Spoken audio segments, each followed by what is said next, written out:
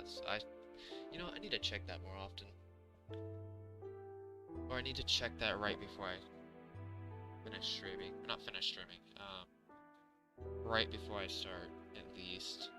I swear to God I was unmuted, but apparently not. I'm surprised nobody mentioned anything. But whatever. It's fine. It's whatever at this point.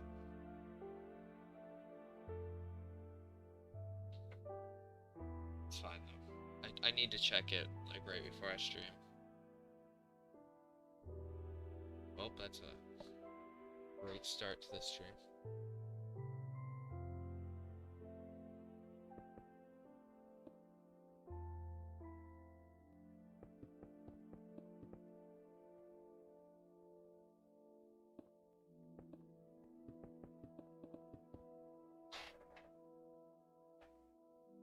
Yeah. I streamed like 10 days ago or something like that, but wasn't too sure when I was going to stream after that, but definitely don't expect too many streams. I'm not too sure how consistent I'm going to be with this project at all, especially after learning programming stuff and stuff like that, which I'll be learning. I have this notebook with stuff, or that I'm adding stuff to. Didn't realize how powerful these notebooks can be, these mini notebooks, but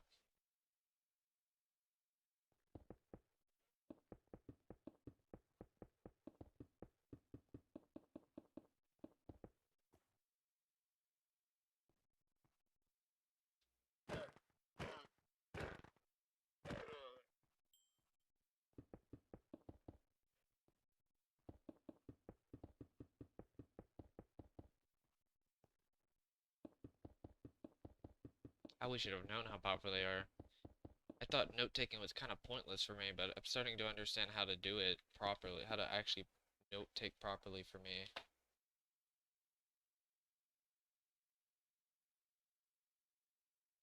It is insanely powerful.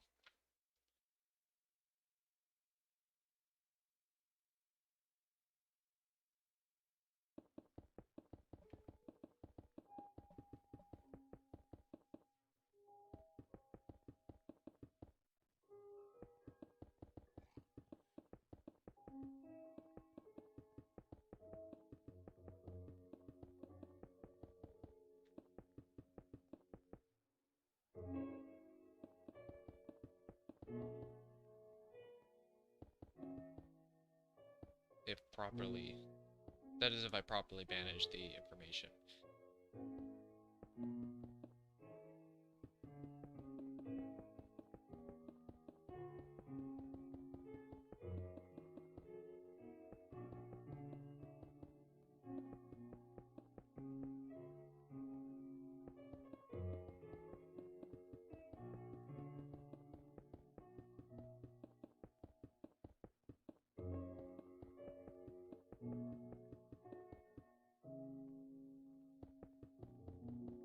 Which generally it's not that much. It's literally just writing stuff down, really. Writing down keywords. Basically writing a bunch of keywords and then just learning those keywords and that learning through that notebook. Learning stuff through the notebook is like a totem that I can leverage later. It's kind of like memorizing a cheat sheet. I guess a decent way to explain it.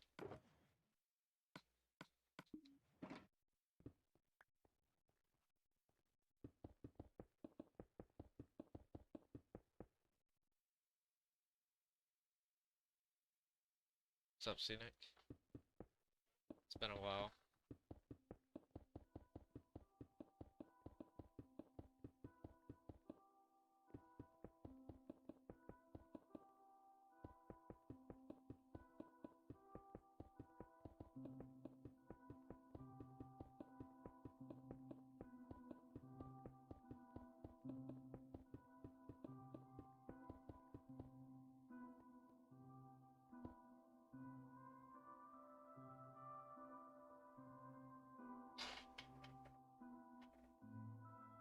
What's up, Gordon?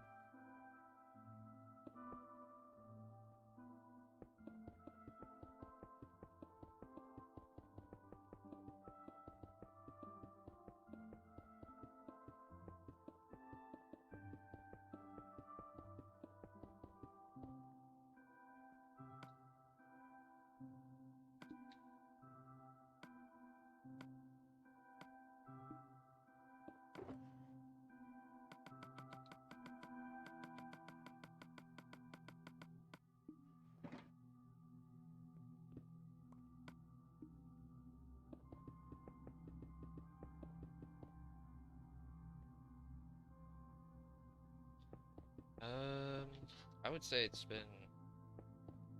I'd say it's been pretty good. I mean, I got a new job about a month ago that pays decent. Um, yeah, it pays decent, I would say.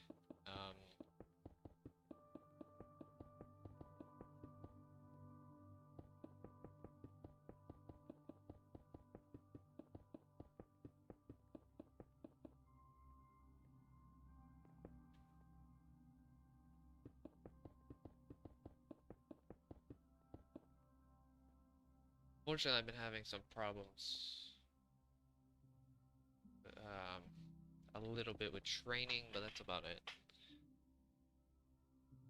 Okay, so pretty much the plan is just like when I ended before my break. This is pretty much my plan, and that was finish the coal, which is the last part of all the ores, and then I'm gonna go and do all the monument stuff, like all the signs, which isn't that much, but signs on the edge of the world, all the $1 Patreons, mods,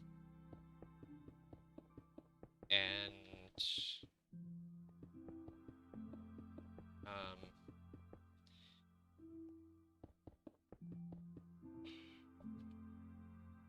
still need to make that monument for Sword King as well. That small little monument for him. He was the creator of this project, basically. And then I'll start the nether, pretty much.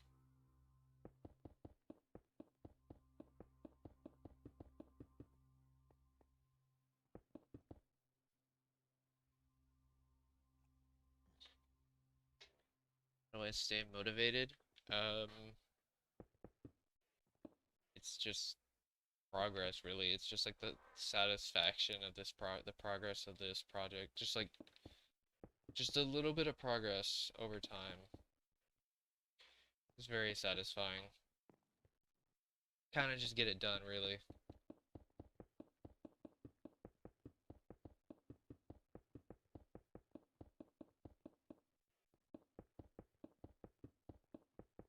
Also, I really like focusing on things, like, really like focusing. I'm not much of a generalist when it comes to things at all, honestly. I don't spread myself thin, I guess is a good way of saying it. I want to keep myself, like, sharp as possible. Not really sharp, I don't know a good way of saying it, but...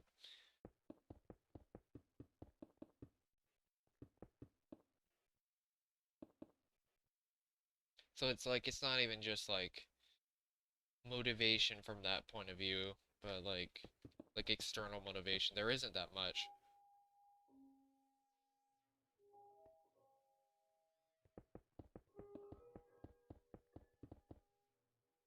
Like, at all. Really isn't that much. I don't want to rely on external motivation, because external motivation fluctuates, but internal motivation, it's on you, and just, it stays consistent. It's super consistent. If you want motivation, you have to find some internal motivation towards it, which, good luck, it's not easy at all. It really isn't that easy.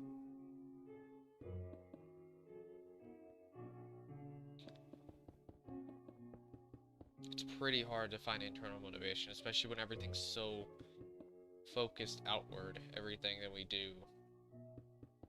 At least a lot of things we do are so externally focused.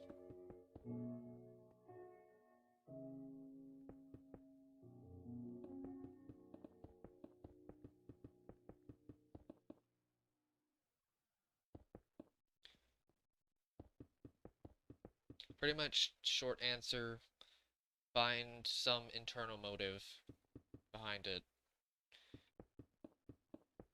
really.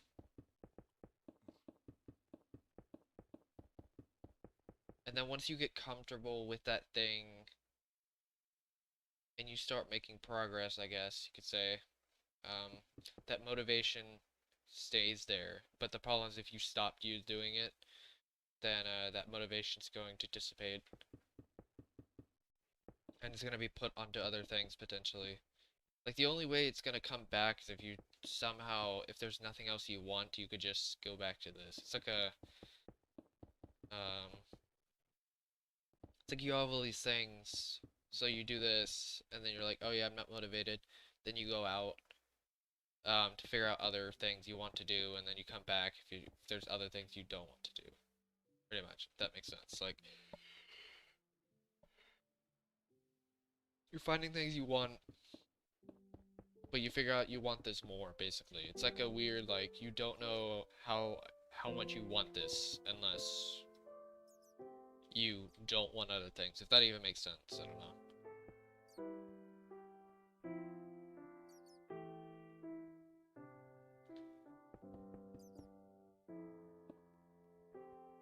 This is why it's like, specializing isn't always a good thing. There is a burden of specialization, and that's the idea of, like, knowing what you want. The problem is if you specialize too much into something, generally you'll, depending on who you are, obviously, some people burn out, some people just people either burn out or they, like, lock their desire into something, like attach themselves too much. It's literally just burnout or attachment, which are both bad. But if you figure out something, what if you just diversified yourself for, like, bits of time? That's what I have to do. Most people, it's like, it's kind of weird, because it's like, most people diversify naturally, but, like, focus, like, short bursts of focus. In my case, I focus naturally, but I have to diversify, occasionally. Because I don't want to lock myself in, like, an echo chamber of desire. This is why I mentioned that certain people probably can't even do this project, even if they wanted to try this project. It just... It takes so much commitment and desire to do this. Like, there's no way, unless you have, like, some crazy regimen, to do a project like this throughout your week, and you figure out, like, different specific times to do it, all that kind of stuff. I wouldn't recommend anyone putting themselves through that for this type of project. I really wouldn't.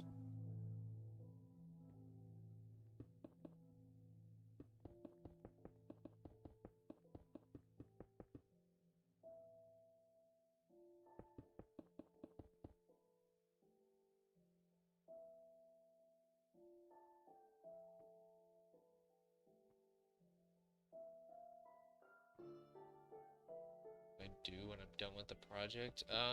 I really don't know, honestly. In terms of this channel, I'm not too sure. Like, I'm pretty much going to be done with this channel, I think, once I finish the nether in the end.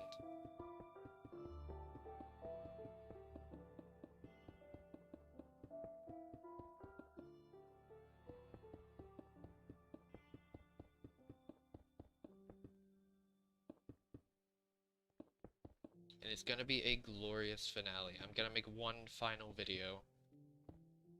Hopefully I find enough footage, but may have to make my own footage for that. Not make my own, but you know what I mean, like, I have to, like, cut stream bits of my stream off.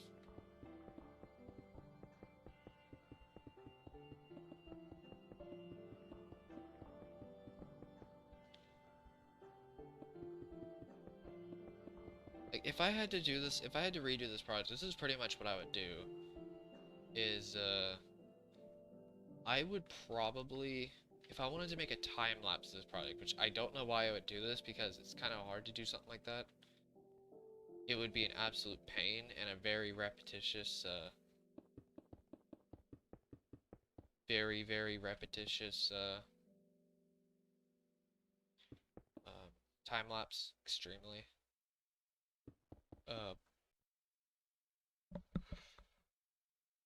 Probably what I would have done is gotten a second player and basically just had a timer and timed everything I did. And I calculated everything with pickaxes, all that type of stuff, the amount of pickaxes, um, what I would do. Probably skip all the ore mining until very, very end. Until the very end, and make a separate time lapse for that.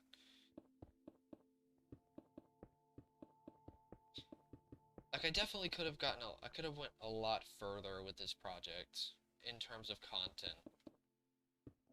But I have so much hindsight of this project to the point where it's like, it basically doesn't even matter by that point.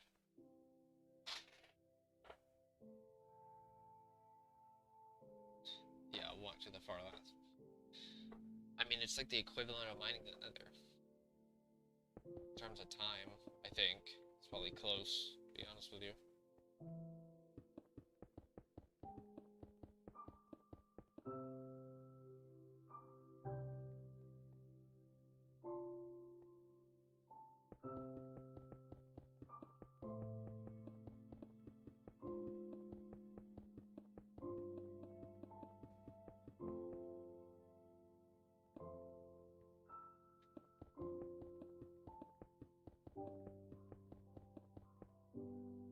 That was something I was gonna do, I think. I forgot when it was, though. Can't remember when I wanted to do that.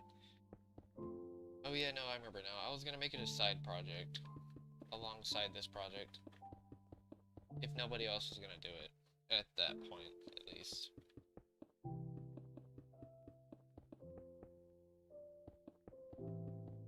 It is so weird that nobody still... It still baffles me that nobody actually did this project until Kilo did. It's still crazy to think about. Can you imagine how much of a legend somebody would have been at that time to do that project? Back in like 2011 or 2012 or something like that. Actually, I think it would have been even more impactful by like 2014. Like a couple of years down the line, past Kurt J. Mac.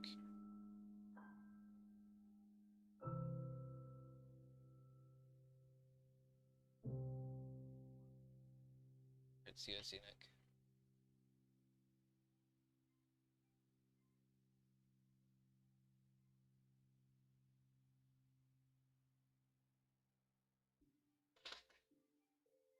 What inspires me to do this? Well, originally it was Sword King's project.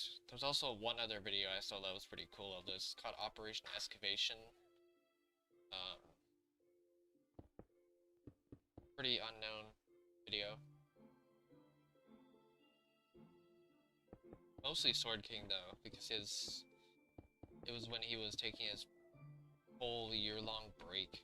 He was taking multiple breaks too. He just didn't have the motivation to go through with it. He really didn't. Don't blame me there though.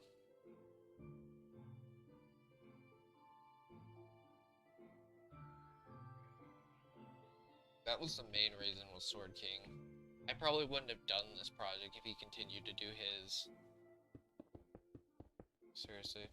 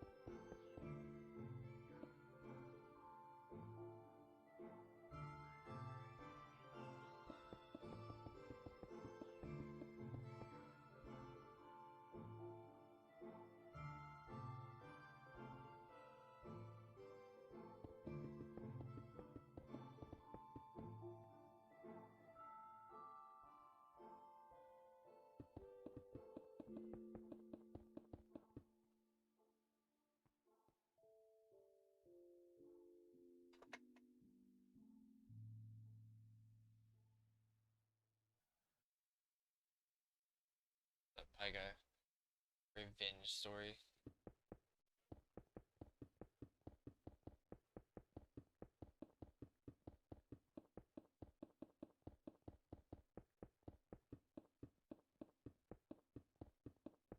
I remember some people trying to compare my, like, I remember when Sword King was trying to, like, compare his project. Well, he was also, I mean, to be very honestly, when I mentioned about my project, he was kind of making just excuses, I'll be honest with you. They weren't the most, I'm gonna say the most valid excuses. They're not the least valid excuses because he did bring up one or two good points, which was mainly the fact that I could farm the Ender Dragon and I had sponges.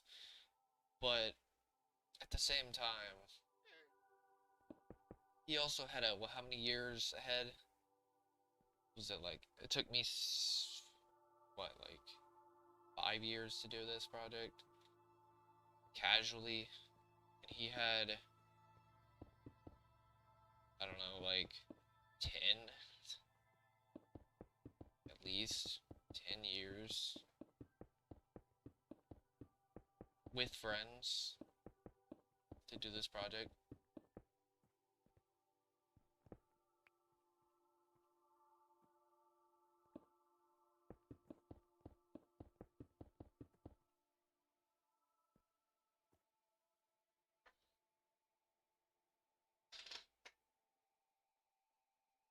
See it, Gordon?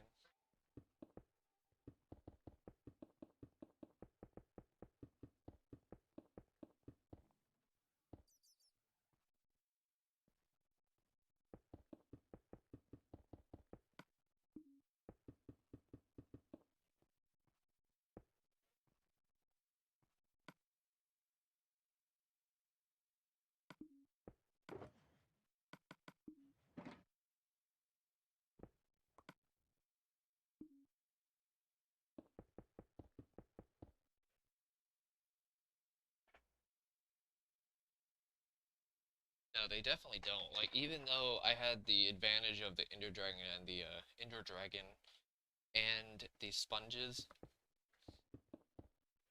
that still doesn't mean much, considering, it doesn't mean that much. When you consider how much water I had in this world. I don't even know why I did the seed, but why I went through with the seed. It's whatever, though. I didn't want to get like 5 million blocks in and be like, oh, well, there's too much water. No, we're restarting. Definitely not gonna do that.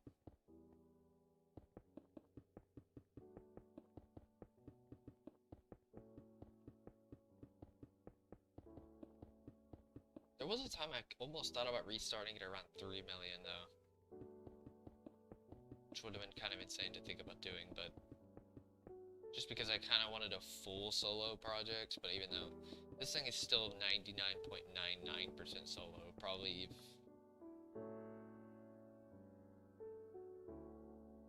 The heck?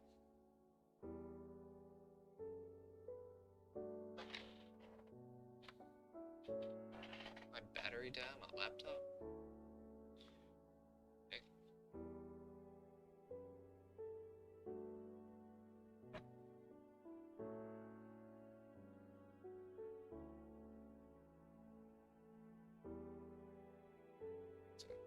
Oh, it probably did.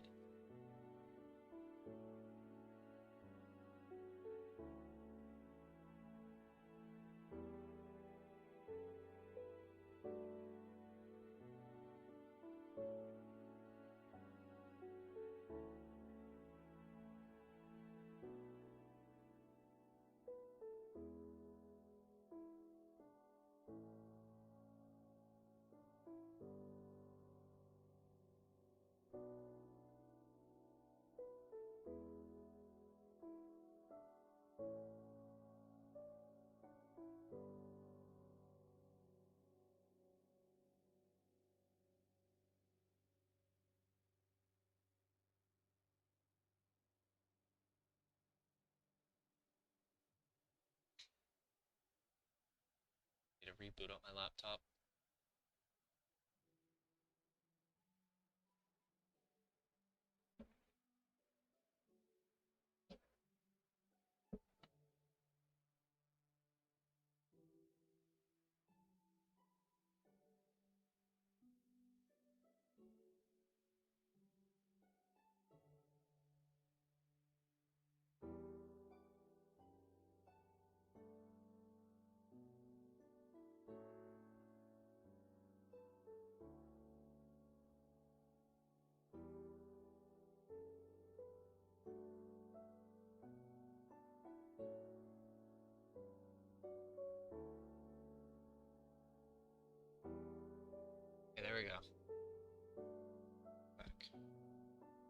to chat.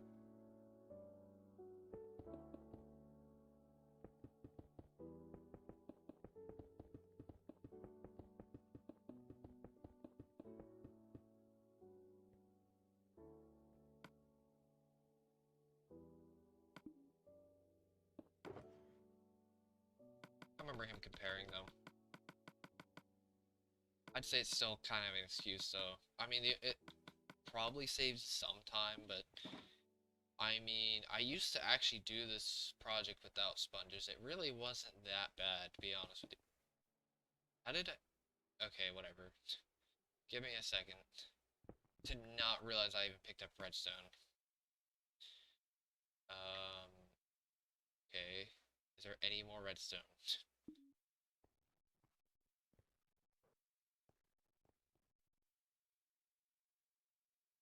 No, I mean, this is a very enjoyable project. I mean, yes, it's pretty boring, but I mean, or at least from the point of view of like action, it's just one or two buttons, but for the most part, it's been pretty enjoyable, especially doing content on it.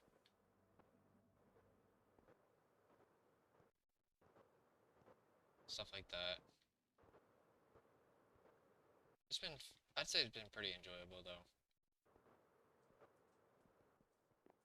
I'm just gonna do the rest of this real fast. Just get rid of the rest of this redstone.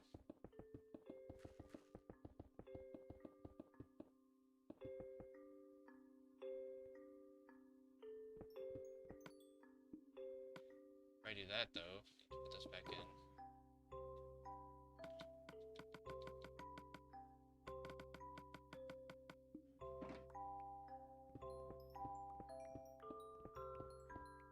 I definitely did enjoy it though.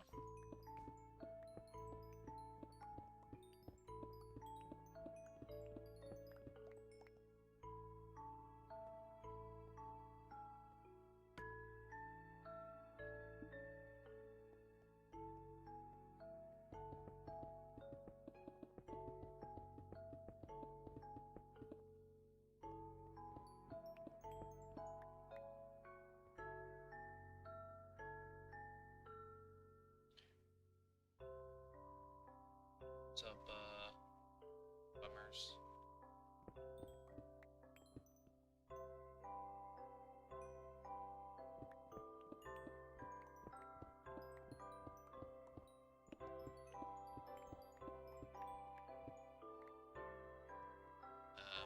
If I convert it to 1.20, then pretty much the world becomes enormous, and the walls, it's kind of weird, I don't know how to explain it, but the walls kind of like, because of how chunks load and stuff like that, it's like they overlap with the walls. I don't know, it's so weird. I do have a video on that, what happens if I switch it to Bedrock. It's so weird. Such a weird, chunk issue. There is a way to fix it though, and I think you have to like, there's a way to like seamlessly do it, but I don't know. It's kind of weird. So I was like, where the heck is that?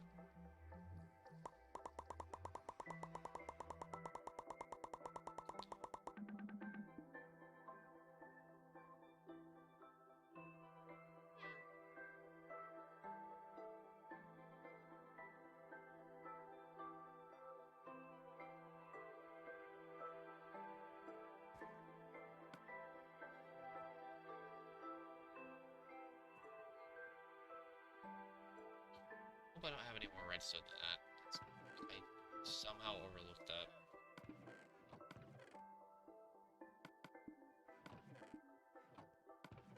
I still can't believe how much redstone and iron and stuff like that I actually have.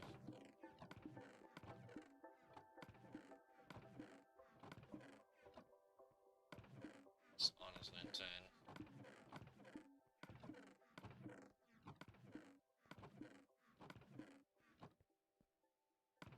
There's no emeralds. Redstone.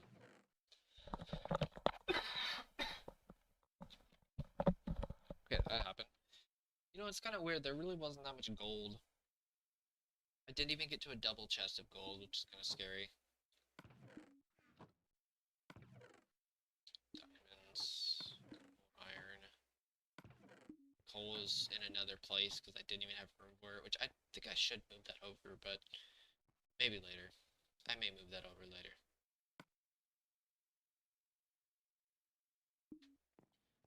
I moved it over to another area because I didn't know how many ores I was actually gonna have when I finished this project. So, and it's definitely not as much as I was expecting.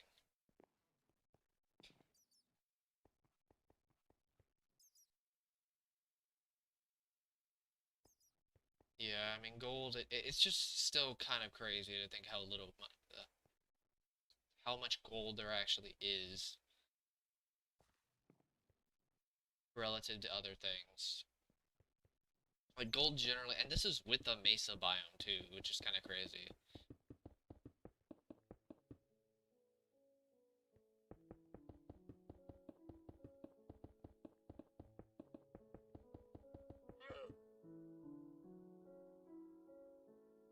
What's up, Raffy?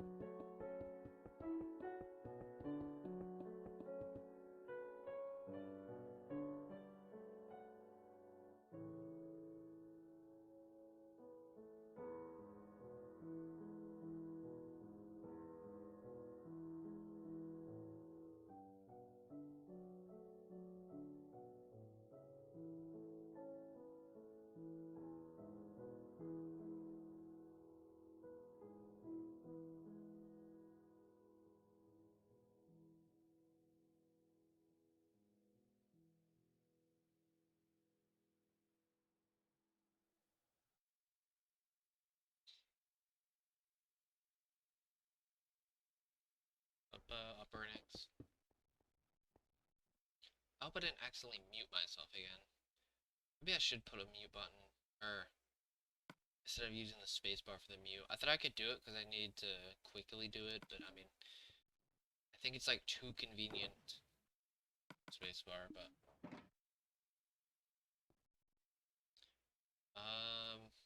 life's been fairly good, I would say.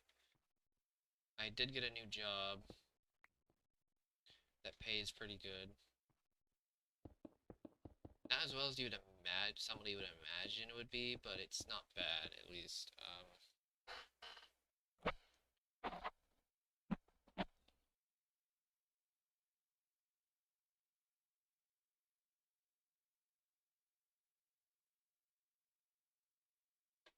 Really isn't that bad. It's just like, did not finish. Oh, I'll come back to this later, but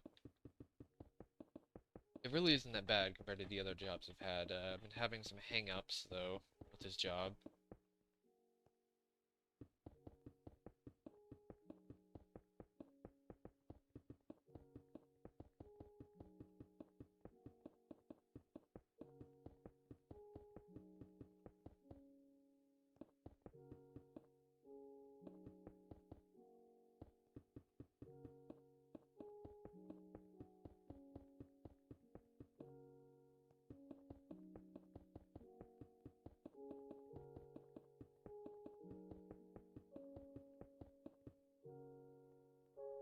Other than that, though, it's pretty good.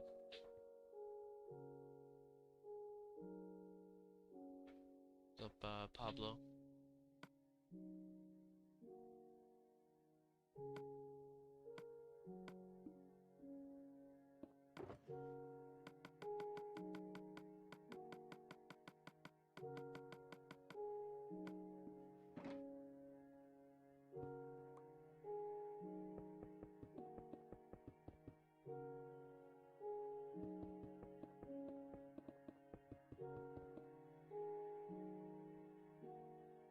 like that. 9 months, 10 months. I think pretty close to that, because I think it was December.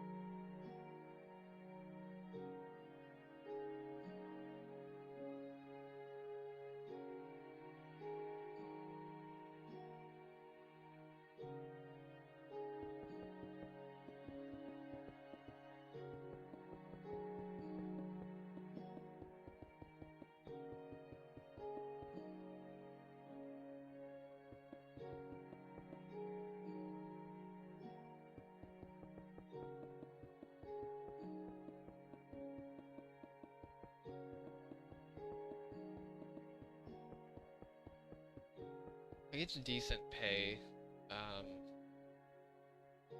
Not too bad. No.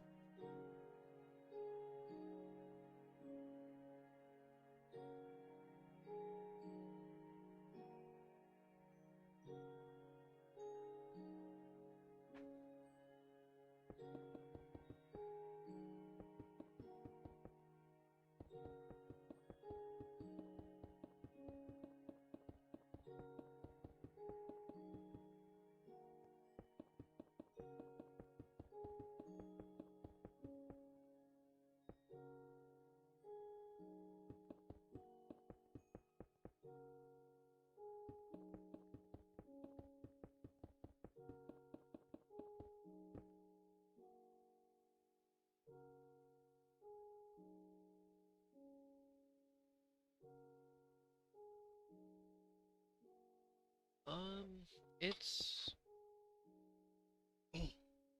it's pretty nice. I mean, it still has it has benefits.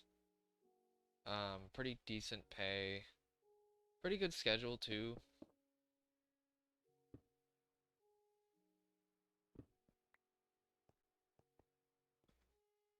Wouldn't say it's the best schedule, and it definitely doesn't. It's not the best pay either, but there are some benefits to the job too. I get my own company vehicle, so that saves a decent amount for gas for my own car of driving around, so that's very useful. That's for sure. Um,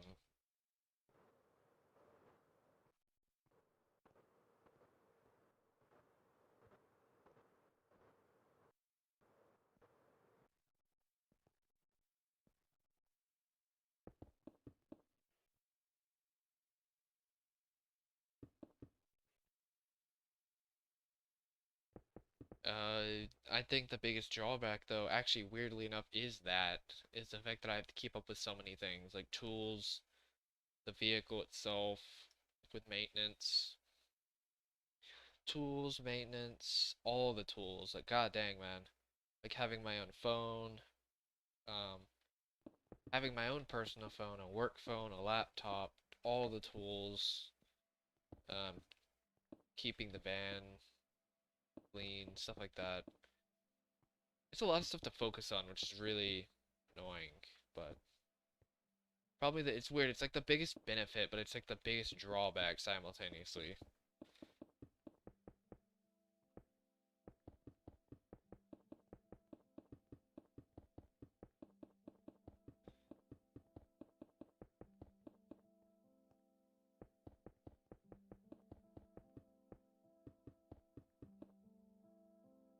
Also, people don't really know how to train me that well either. That's also probably second biggest drawback. I don't know. It's kind of weird. It's like multitasking, like like that juggling thing where you have to like the multitasking thing.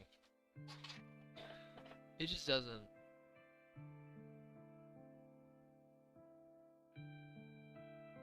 What's up, a person? The juggling between multiple focuses, or foci, I guess you'd say, is really kind of annoying. I'm starting to understand that now.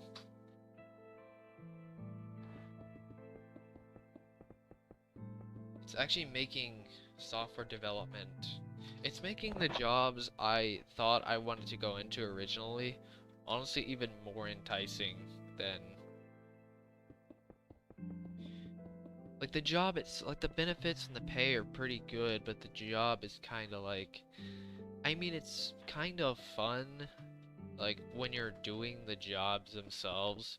It's all the upkeep, though, you have to do with the job. That's the biggest drawback, I would say, is the upkeep.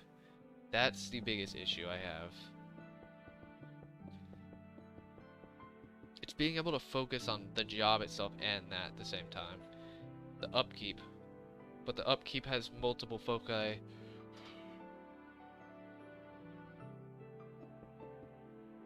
Combined with job, which is annoying.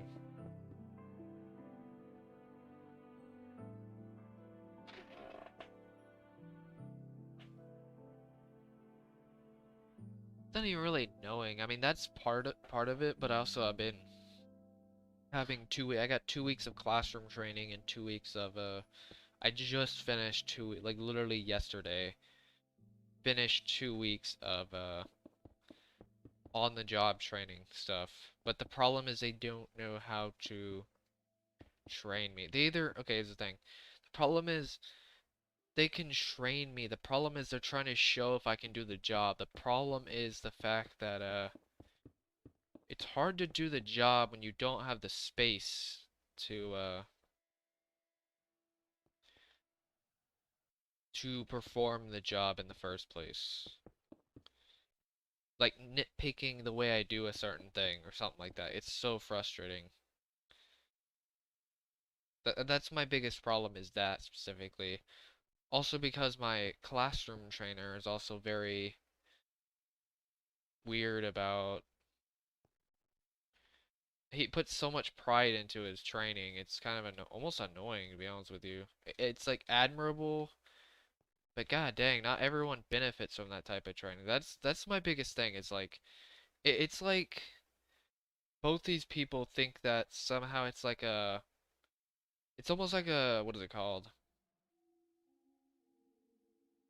I guess burn and turn type of thing, where it's like they use the same things, but the problem is they just, it's like a misunderstanding of people, I guess is the best way of saying it. I don't know how to explain it, really. It's so annoying. It's almost like I feel like I'm being set up for failure without actually them knowing I'm being set. I didn't even think about this until like literally a couple days ago about me being set up for failure. But it makes a lot more sense.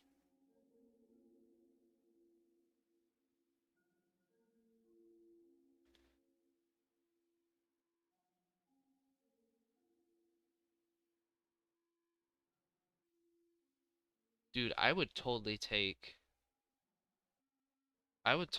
73. In my opinion, after working a few schedules at least, I haven't worked all of them, but for me at least, in my opinion, best schedule is 7 to 3, 5 days a week, for sure.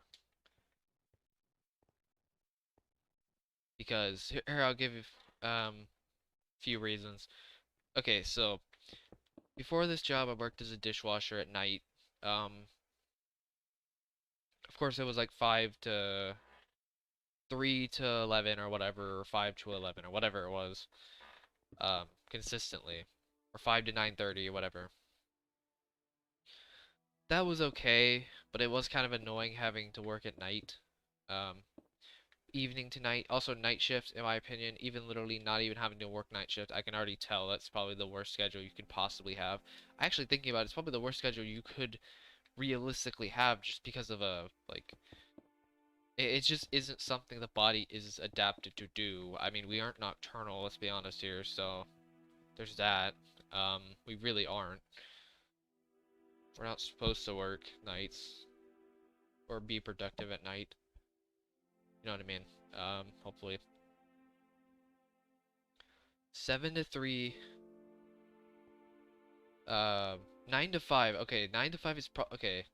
I'm kind of torn though, because there's also 312. 3 days, 12-hour shifts. That one's probably up there because of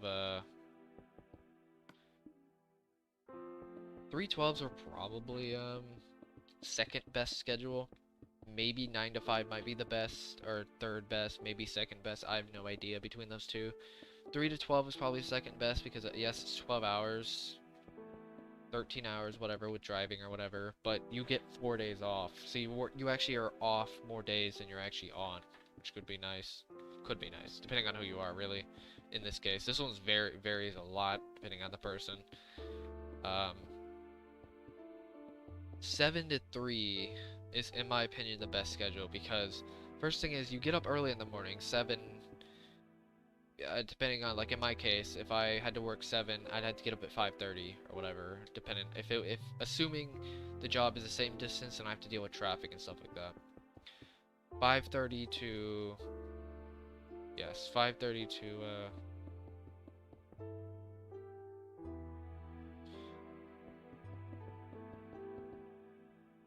7-ish, from getting ready to work and stuff, like getting ready and going to work. 7, and then 7 to 3, so which 3 would give you what, like all of, let's say go to 4. 4, you have all of 4 mostly, all of 5, all of 6, all of 7, all of 8, and I'd say roughly all of 9. So you have a good like 5-6 hour window to do whatever you want. On top of the 2-day working, so it's very consistent. You can get decent amount of stuff done at home. My schedule could arguably be better, but the problem with it is the fact that it's 4/10s, which sounds good because you have 3 days off. The issue is the fact that, okay, one issue, this is also specific to this job entirely though, to be fair.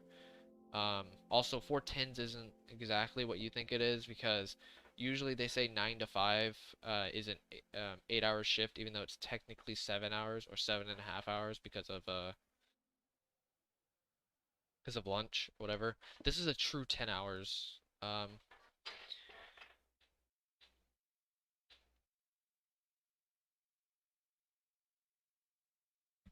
This is a true 10-hour shift, by the way. This is technically an 11-hour shift, not including driving. I am pretty consistently working from 7 to 7 or 8 to 7 or whatever. Somewhere around that number, that range. But 7 to, you could, I mean, there is a possibility I could go home earlier than that. So there is that benefit, that luxury. There is a potentiality of that happening.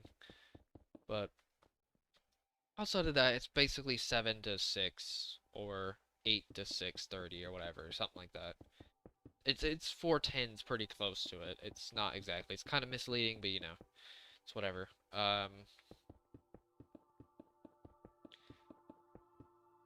It's slightly misleading. It's not fully, but 4/10s, you don't get to do that much, by the way, with 4/10s, especially since it's a true 10-hour shift.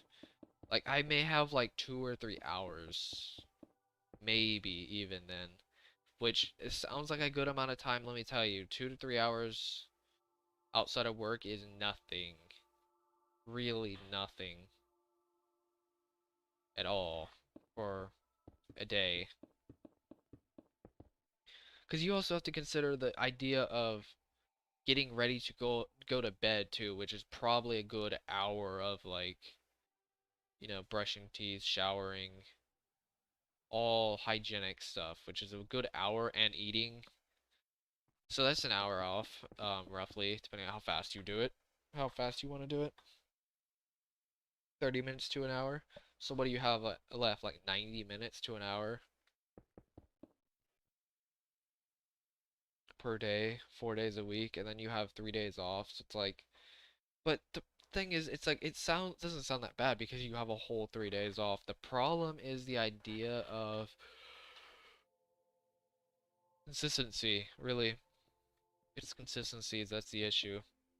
This is why I'm mentioning that 73 might even be better than 312s, is because the lack of consistency of 3 days, uh, the lack of daily consistency, it's, kind of annoying. Also, that schedule you mentioned does sound pretty rough, not gonna lie. I can't even imagine switching from day shift to night shift. It sounds ridiculous. I hope I don't work a shift. I hope I don't work a shift at night, or I don't work a job that has a night shift. Really.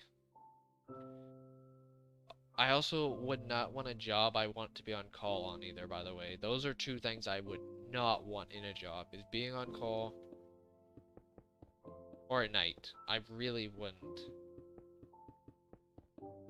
Dude, you know how stressful on-call jobs would be for me? Holy Jesus. Some people might be a bit better about it, but god dang, I definitely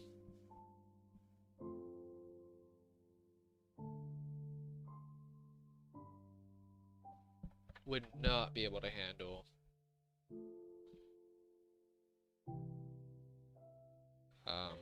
At least not well, I wouldn't be able to handle on-call jobs.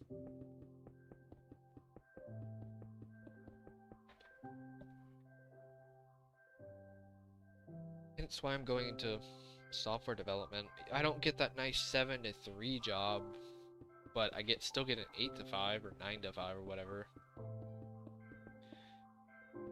I would still be able to get it if I ever get a job like that eventually. If I can ever get one of those. Apparently it's kind of a pain to get one. Anyway. Yeah, it just sounds like an absolute pain to get one from what I've heard. But I don't know. It's hard to say, really.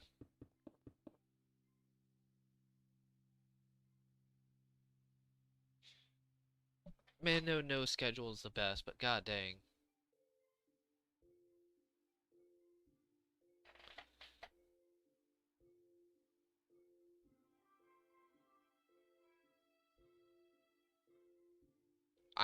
If I'm doing another job, I'm not getting another job like this again, by the way.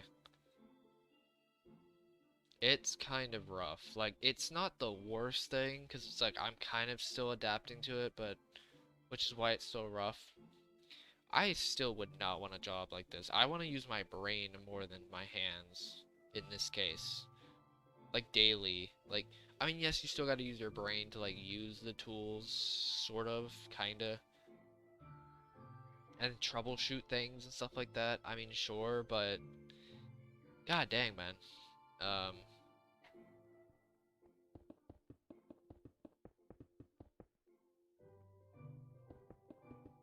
It's just having to manage all that stuff is so annoying.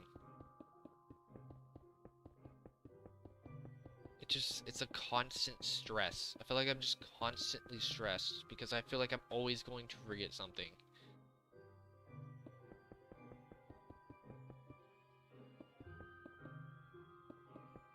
It's where the memory thing is starting to... What type of job is it like? Well, I mean, it's an installer technician, installing internet. In this case, it's installing Google Fiber. It's pretty much what I'm installing. Because you have to keep up with a bunch of stuff. You have to keep up with your phone if somebody calls. You have to have a laptop to do all the speed tests, stuff like that. You have to have all your tools with you. You have to have the van to drive to the places. You have to have all that type of stuff. You have to keep up with the van, maintenance, all that kind of stuff. You have to remember how to know how to use all the tools.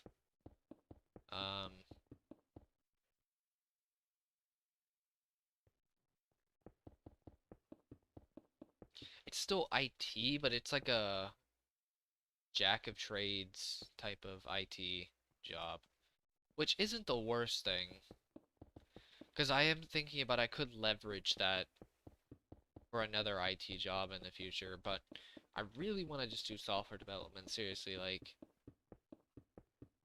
it's just gonna be rough. I know it's gonna be rough getting a entry-level software development job. Just getting one in it at all.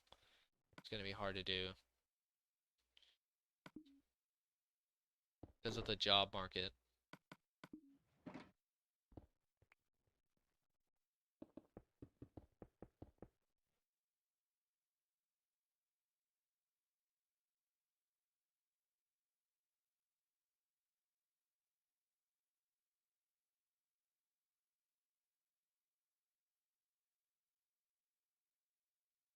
That's something I should have done originally. Is I have this notebook now. The problem is I didn't know how powerful note taking actually was. For me, I really didn't think it was that useful. That also, to be fair, was also because I didn't know how to take notes either. To be fair, so kind of makes sense. But since I know how to optimize my note-taking skills, which is basically just imagine if you get given a situation, it's like I basically am making my own answer sheet. As long as here's the thing, as long as I know the answer and I know the question being asked. Basically, if I know the context and I know the answer to that context, like here's this concept, for example, what does it do? Pretty much. Here's this concept, here's the answer to what it does. It's all about context, like um, or situations, I guess, situational stuff.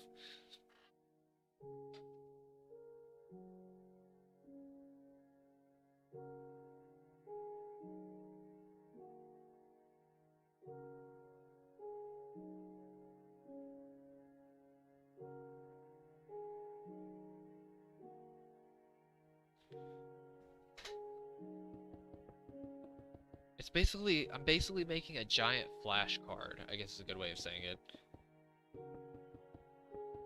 And I get to use those answers, those concepts, and the know-how for those concepts as like toys, I guess is a good way of saying it. They're like toys, I guess, that I can use to apply to situations. Like Lego pieces, and I put them together, or I put them in specific situations to fill the gaps. It's like you have all these pieces in a situation. I plug a piece, in this case a concept, into that situation to fix it or whatever, or produce some form of output, which is what I'm doing with programming. Right now I'm just writing down every single HTML, CSS, and JavaScript concept, which is a lot of stuff, by the way. And everything, or at least a lot of things related to it, and then I'm gonna learn all those concepts and all of those stored memories of me learning those skills get stored in this notepad that I have right here. And then once a situation pops up, I can reference and or like have a concept that I could apply to that specific situation. Like if I'm building a website, or I'm rebuilding a website, or like a concept of a website or whatever, I can just look at my notepad. I can either look at it or I can just kind of know, because I still have all the concepts in my head technically, because I can reference the notepad as like my external brain, I guess, as like an external brain, secondary brain. And then that's it, really. I have them all stored up. And then it's like, oh yeah, I can use this, and then this, and then this, and then this. I can just keep doing that over and over again. One step at a time, really. It's not really, it's partially a theory, because I don't know how well it's going to actually apply to programming. But that's pretty much it. It's just tool. I mean, it's no different than like a physical tool. It's just, I'm able to like logic my way through like a concept in a like my concept, or just a concept to a tool. Like if you had I don't know, a screwdriver or something like that. If you wrote down screwdriver, they're not different from each other. I mean, that screwdriver is just a label that I could, like, use to store up a memory of that tool.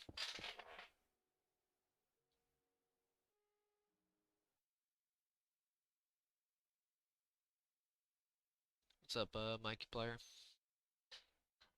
But no, that's pretty much it though. It's like, I mean, you don't want to write down code for the sake of writing it down, but just write down.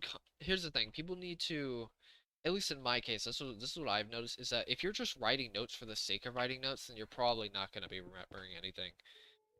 But if you wrote down concepts surrounding situations or just things in general, um, the key words, I guess you can call them. Like, you don't want to write down a situation. At least for me, you can follow this if you want to or whatever.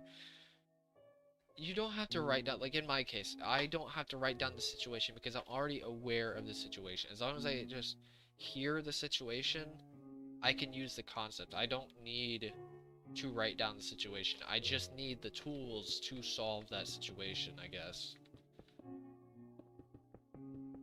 As long as I'm given enough context of the situation, then I'll be fine. I just need to know the tools to solve the situation at hand.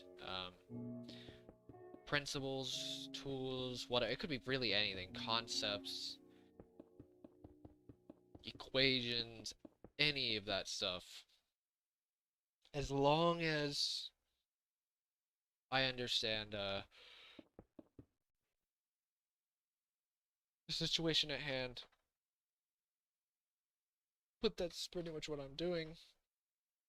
Because if you think about it from the point of view of building a website, if you're building a website, that is a situation. It's like, here's all these pieces of this website. I basically just use the tools of the programming languages and or the web tools, I guess.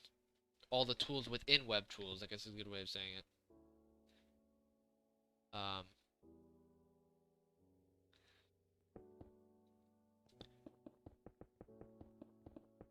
to solve the problem at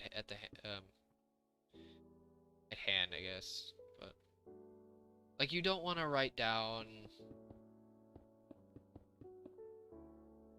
lines of code, I guess is a good way of saying it. You don't want to just keep writing down lines of code. That doesn't really do anything. I mean, I think the only way that might be somewhat useful is if you're in like a classroom or something like that, and you have a problem like deducing the concepts on those lines of code, then maybe you can do that or whatever. If you have the time though, I just wouldn't recommend doing that. If you really have the time to commit to note taking, then also another thing is you could fit a lot more concepts if you're writing one by one instead of multiple at a time, because you can just put all of them on. Just think of it as like a flashcard. It's like you're putting multiple pieces of information, multiple flashcards. It's like if you took an answer of a flashcard and just put it on your notepad. It's pretty much the best way to explain it. Oh, dude. You want to know one of the biggest struggles I've had with this job? The driving section. Holy Christ. Mental overload. At least for like the first week at least. Still kind of some overload, but Jesus Christ, dude. I'm already pretty bad at following directions. That's one thing. I'm already bad at following directions. And I have to get used to the vehicle I'm driving too, which is much bigger than the vehicle that I'm used to driving. Significantly different.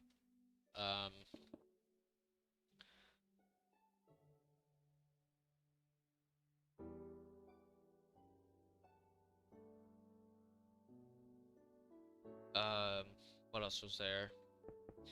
getting familiar with the city, which is a much bigger city, by the way, that I have to go to. It's not like significantly bigger, but dang, it is quite a bit. Um, so I have to get used to that. I have to get used to the traffic. I have to get used to the area. I have to get used to the van that I have to drive. What else was there? I have to get used to like individual apartments and stuff like that. Trying to read like the house numbers and apartment signs and stuff like that. Dude, there was a day my trainer, I think he was gonna go insane. It was the last apartment, or was the last job that we did. Dude, I don't even know, like,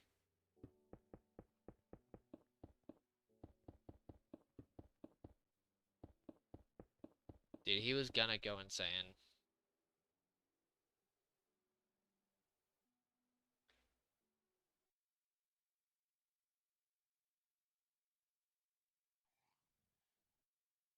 Okay, there's only one way I've been able to like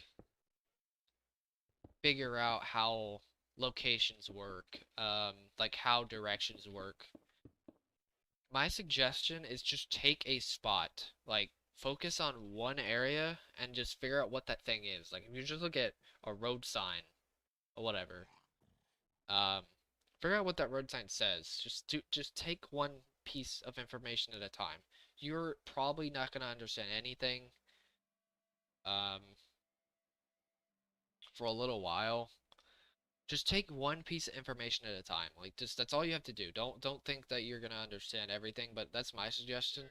Just take one reference point if you're driving or something, just one thing.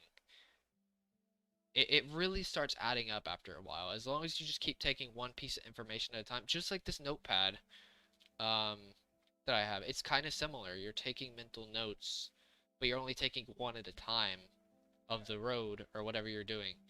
I would focus on road signs and maybe like buildings in the area or whatever. And then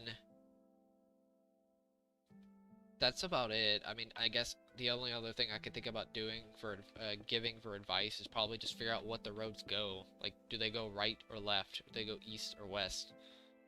Do they go straight? That's it. That's probably all I would say.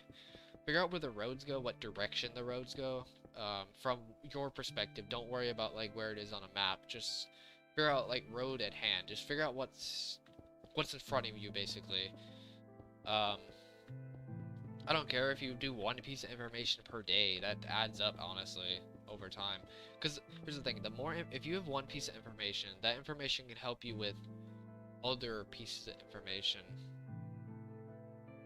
Um, and it starts snowballing after a while. That information, it's like when you're learning a subject, it's like super overwhelming.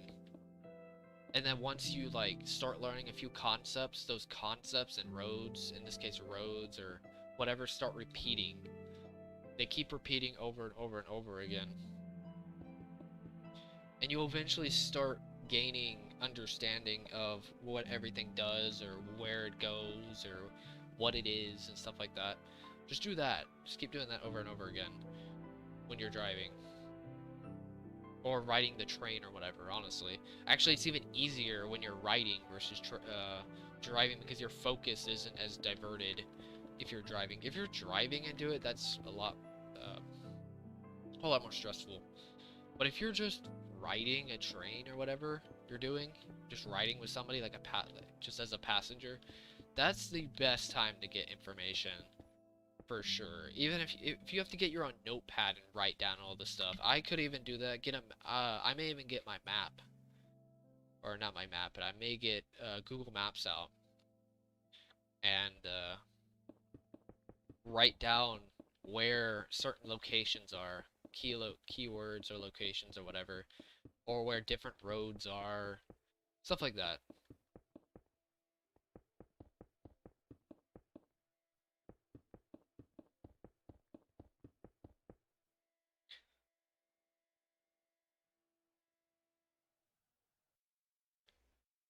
That's just my suggestion for don't think that just because like it's hard, like you can't remember much doesn't mean you can't remember anything at all. You have to start with something at least. And I know that's a huge burden to, it's kind of a hard pill to swallow, honestly, is the idea of starting with one thing at a time, because you want to learn everything, or at least you just kind of want to know everything, I guess, of what you're looking at. But the problem is you can't really know anything if you don't at least start knowing something at least, which is what this notepad is here. If I could just write each concept one at a time, that just means that I can learn one thing at a time instead of looking, if for example, if I'm reading something, I'm just staring at a page. Instead of being like, oh yeah, here's this concept, I can write it down. Concept, write it down, and stuff like that. Concept, then write it down, the concept. I just keep doing that over and over again. It's a great way to like really extract information instead of being overwhelmed with the information at hand.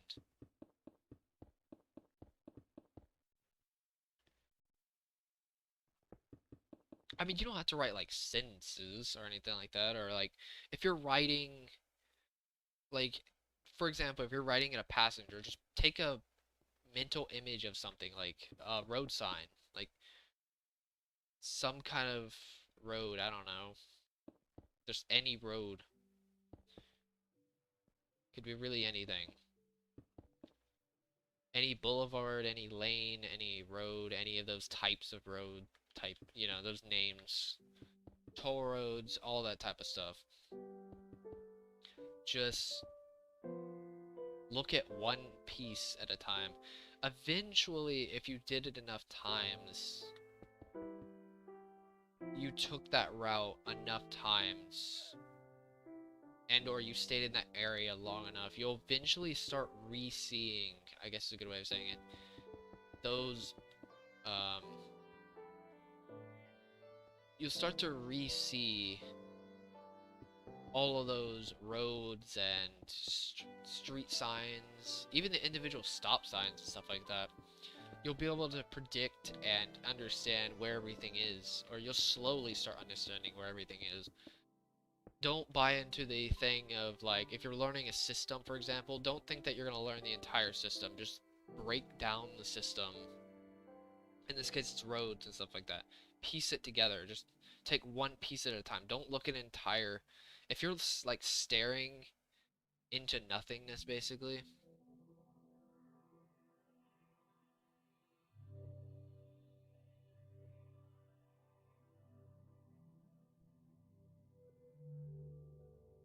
Oh yeah, that's another thing. The devil in the details. That's also really annoying. What's up, Ice Slider and Companion? Did you say that? Is that an iron L? Can't really tell. Jesus Christ. Um.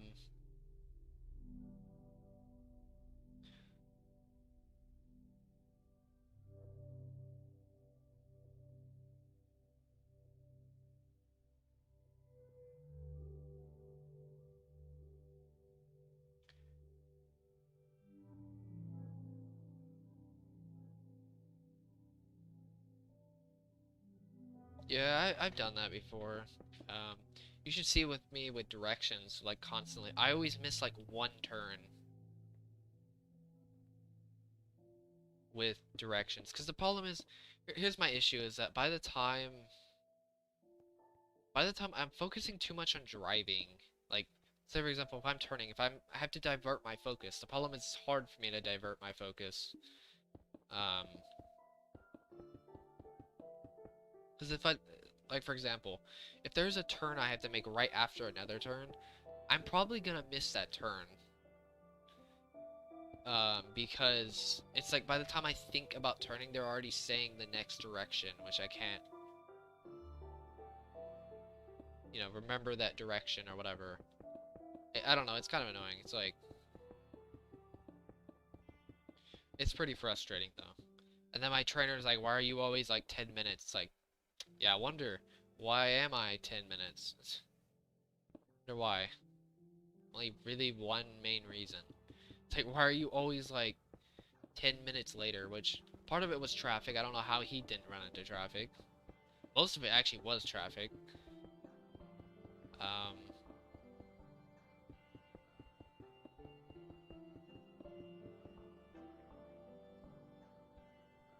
I don't know.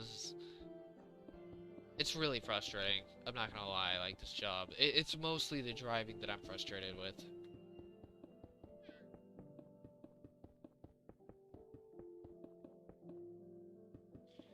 Mostly.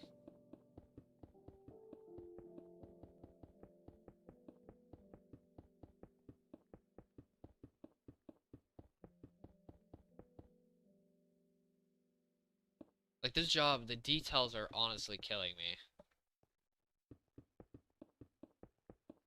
Which, to be fair, they usually do because, you know, I don't know everything. So it's like, and if I don't know everything, then I'm gonna miss some details, which is so annoying. That is something really annoying, is that because of my lack of attention span, I can't rely on it. I have to only rely on my own thinking, my own know-how. The problem is if I don't know the area and stuff like that, I have to rely on other people's know-how and or directions, which I can't really do that well, at least. And it's just constant stress every single time. It's so frustrating. Yes, it is. It's very stressful in a new area. I could do it like with specific locations. Like if it's a location I go to every single time, then sure, but dang, it is annoying when you have to. It's already annoying enough dealing with traffic and stuff like that, going to locations. But going to locations in a new area every single day, at least like 4 or 5 times a day, if not more, honestly. It is so annoying. I mean, honestly, I may just have to take notes on like the city and like the different areas and the different streets and stuff like that.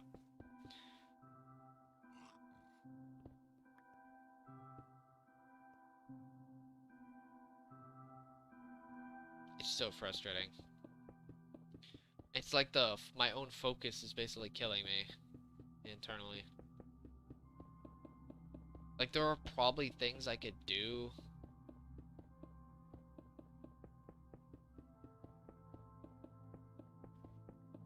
to prevent it, but I don't know.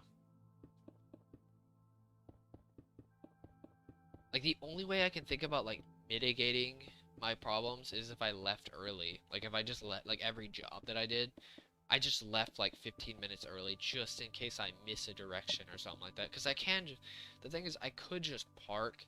You technically can get there early, but you have to like you can just park like near the place and then go there on time. But you know, I don't know.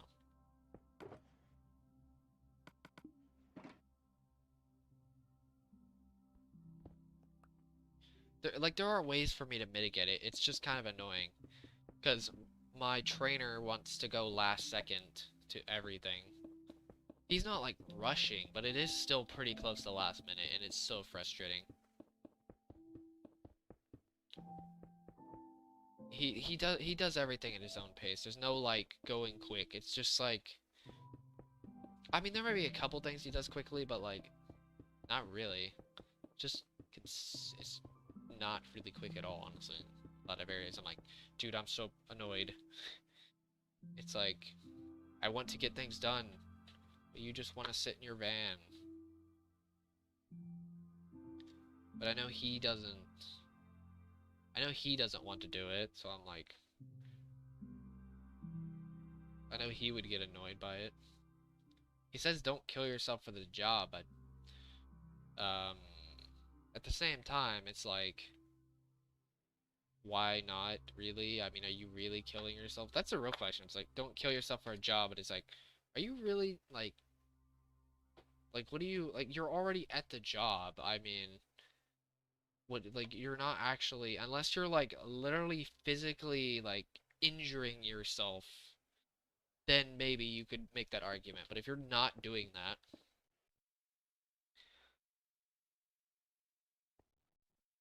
Oh, don't worry, I've had multiple mental breakdowns.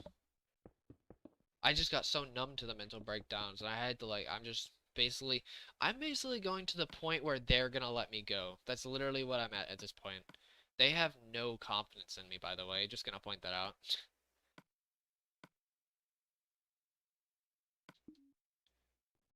Like, pretty much zero. Like, it's a miracle. Like, literally my trainer said, he literally said, the reason, which even though this was technically not correct because of the next, like, hour of conversations, but with the, uh, classroom trainer or supervisor, whatever you want to call him, um, on Sundays when I'm coming back, he said that the reason you probably or still might be working here is because of me. Which is not a good thing because he basically means that pretty much it just means that he's basically just gonna advocate for me. So they don't have zero faith, but dang, they very much have low faith, say that much.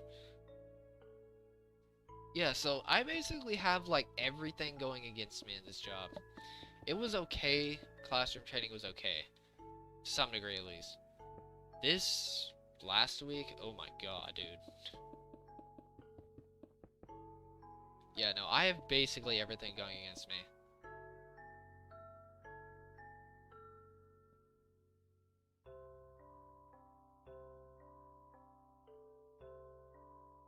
No, okay, here's the thing. I never had it, like, at a job site, by the way. I almost did. I've had, I think, 3 mental breakdowns.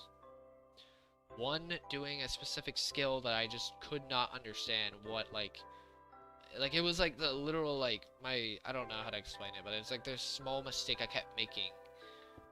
Like, these small mistakes I just couldn't catch. I don't know how to explain it. I just couldn't catch the mistake. And I was getting so annoyed.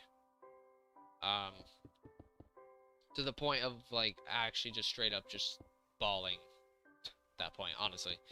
Um, second time was during this weird, like, consultation thing we did. It was like a fake consultation. It was so annoying. That was also annoying. They were really worried about me in that one. Third one was when on my way home.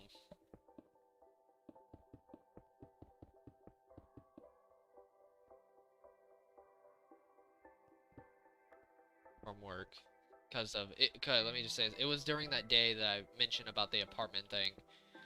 Um, when their faith for me basically dropped to like 1 out of 10.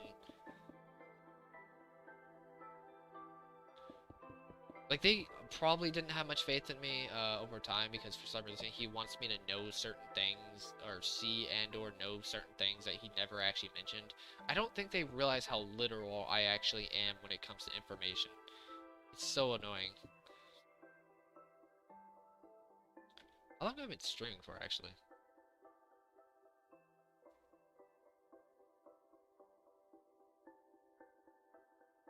Two hours? Okay, not bad.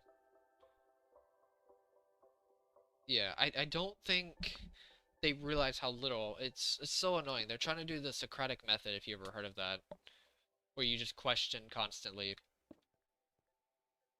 But the only use that has for me is morality, really.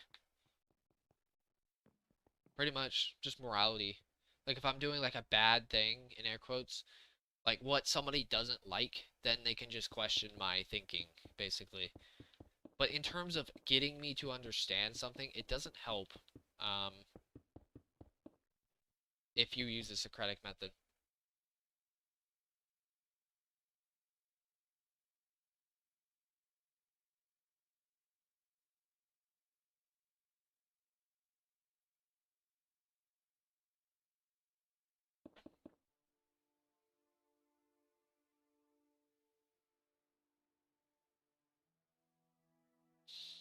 Dude, have you ever watched, I don't know if you even have this movie available in your area or whatever, but have you ever watched that movie, the new movie of, Gran Turismo?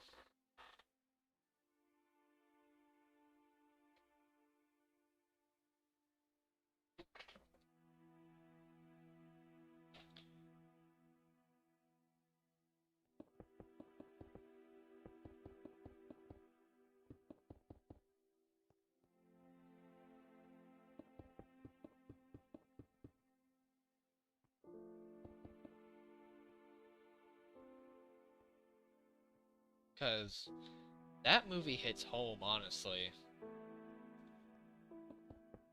It really does. Like, the main character in that movie, god dang, man.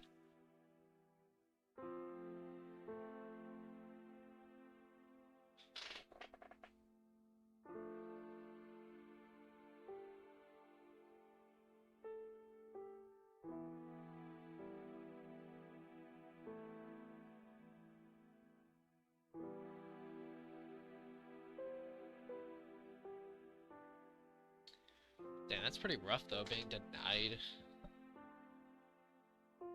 Funeral. A day off for that. It's pretty rough. I'd probably just leave right then and there, honestly.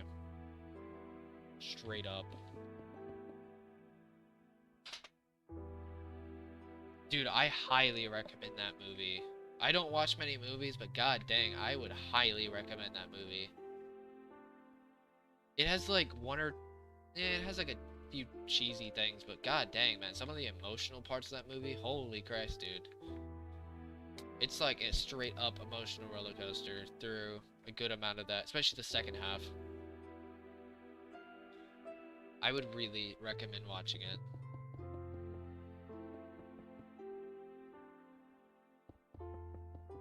For sure.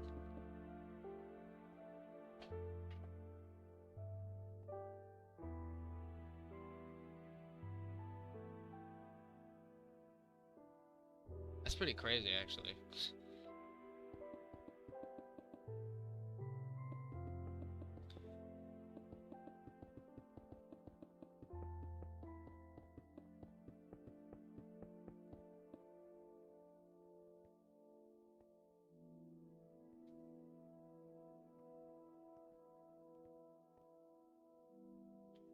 You know, I'm glad my job isn't purely, I think the only good thing is my job is somewhat independent. That's the only good thing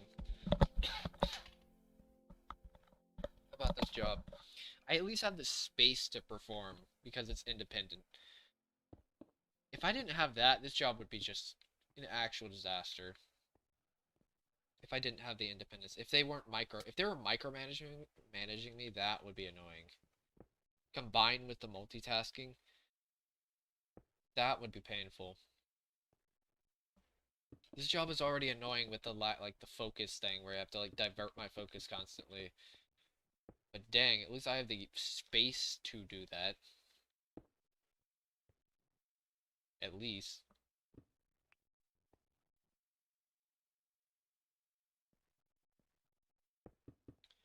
I don't know,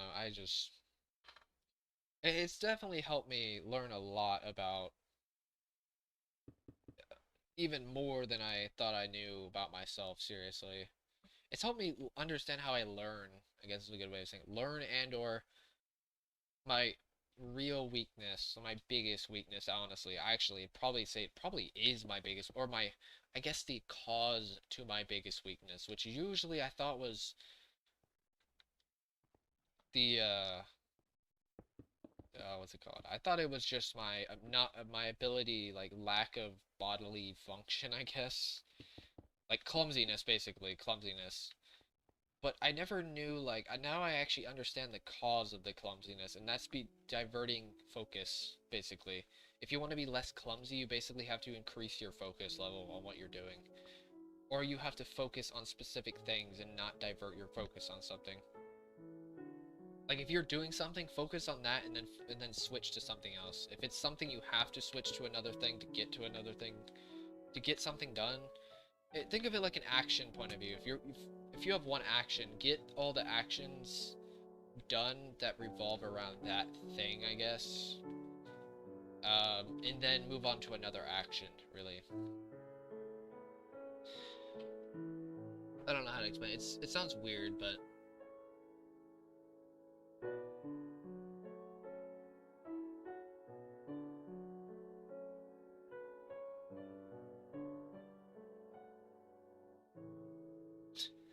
yeah,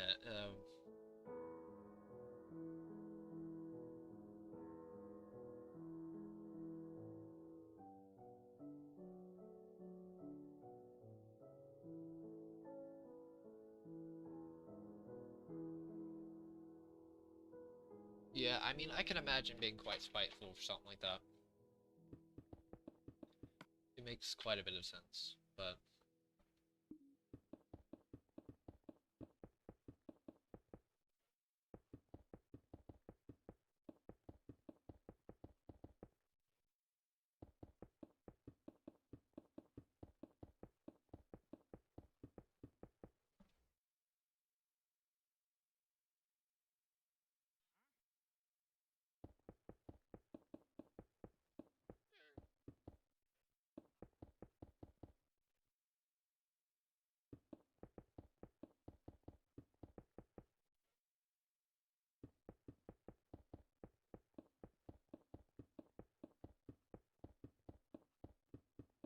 There was also one other thing I noticed about the lack of focus thing. And that is following instructions, but it's not even just following instructions. It's, the idea of, following multiple instructions at once. That's probably the biggest thing. It's not even just following instructions. I can follow one instruction, but if you gave me multiple instructions at once, that isn't gonna happen.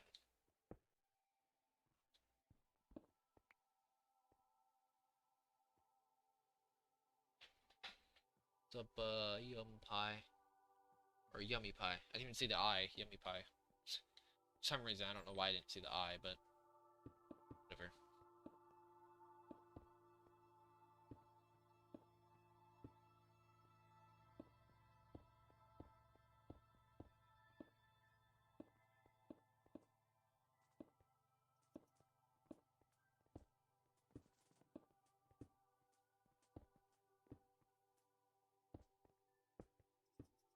I'm doing this just so I don't fall off the edge.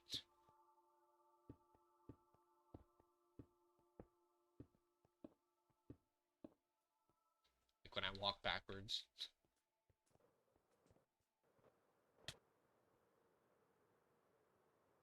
Yeah, driving is kind of weird when you think about how dangerous it actually is and how common it actually is.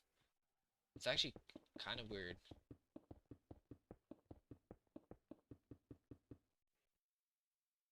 It's like you're literally driving something that could potentially kill someone or you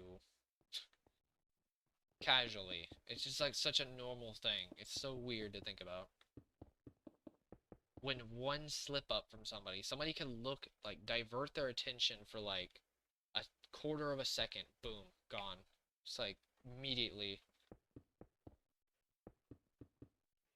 Or like how I accidentally ran 2 stop signs because I was unfamiliar with the area. Yeah, that was fun. I got lucky though, and there was literally no one going across or anything like that. I didn't get T-boned or anything.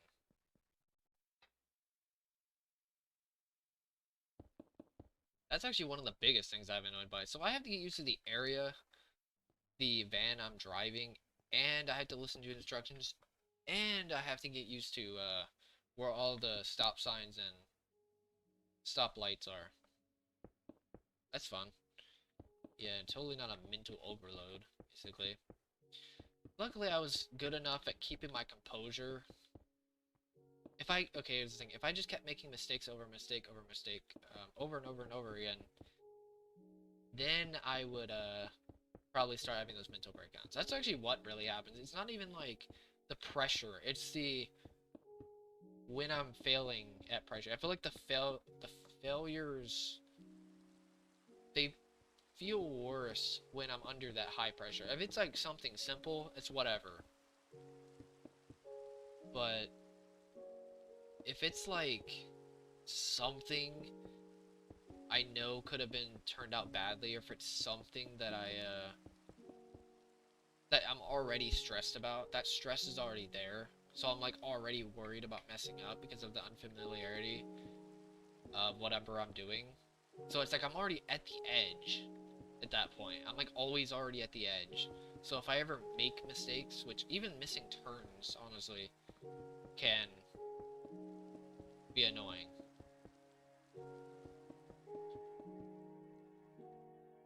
But if I did something like Luckily, it's like, luckily driving's pretty stimulating anyway, so it's like, it doesn't really, I can't really, you know, put too much despair into my mistakes since I'm already, you know, driving to the next location. I already have to, you know, refocus myself again.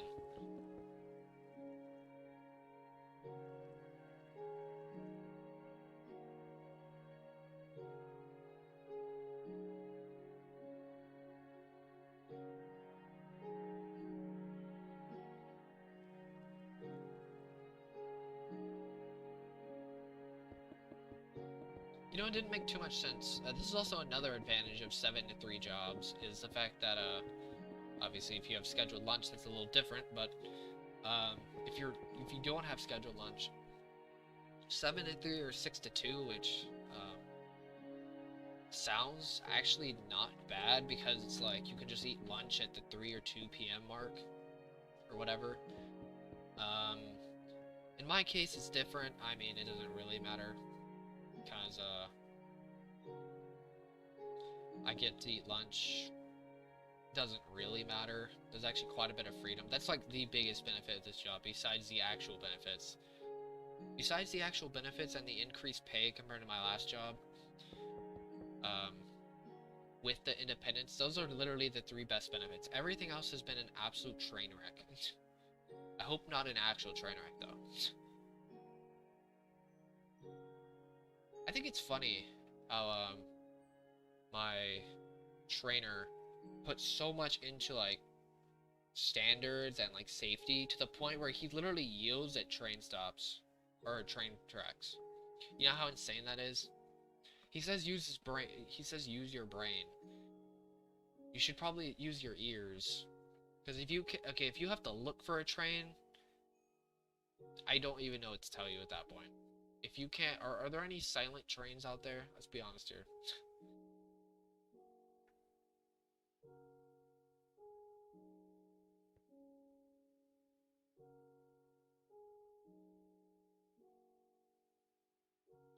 I guess it depends if you have AC or not, though, but we're being sweaty. Like, dude, are you serious? You're really enforcing yielding at a train.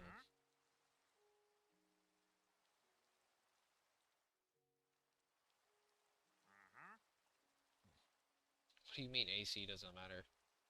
I mean, I guess it depends. You could have your windows down too. That also helps.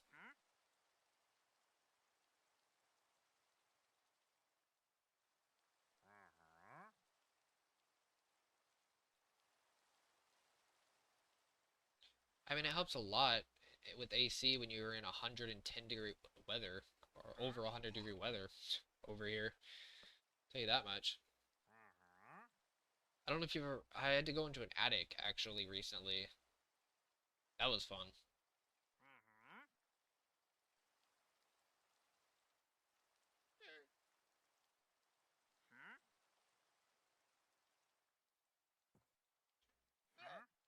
It wasn't as hot as it was. God dang, was it bad.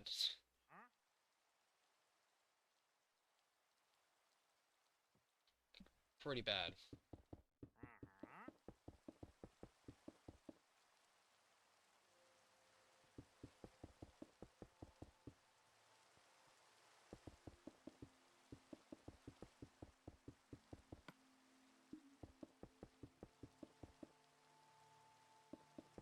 It's like if you sat. This is how I kind of thought about it.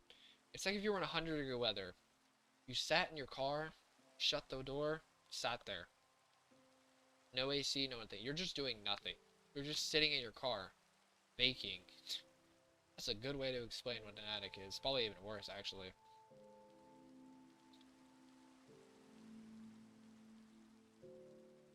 And it's probably even hotter than that car that you're in, too. So. There's no nothing up there.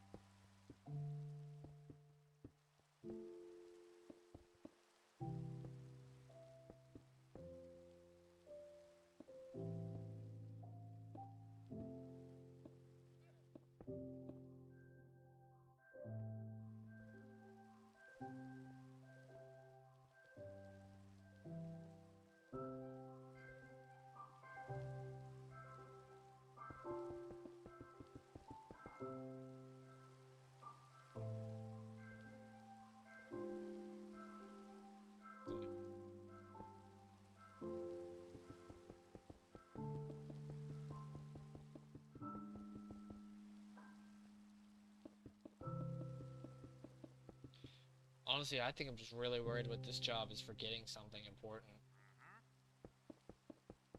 Like a tool or something like that, or my backpack or whatever.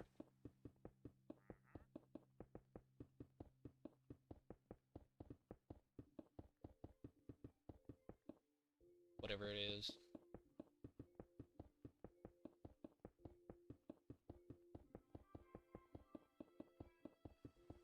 Like, the only way I think I'm gonna remember it is if I'd made, like, a checklist in my head, like if I hit whatever it was, like wallet, key, phone, or personal phone, work phone, backpack, all that type of stuff, like make a checklist, really.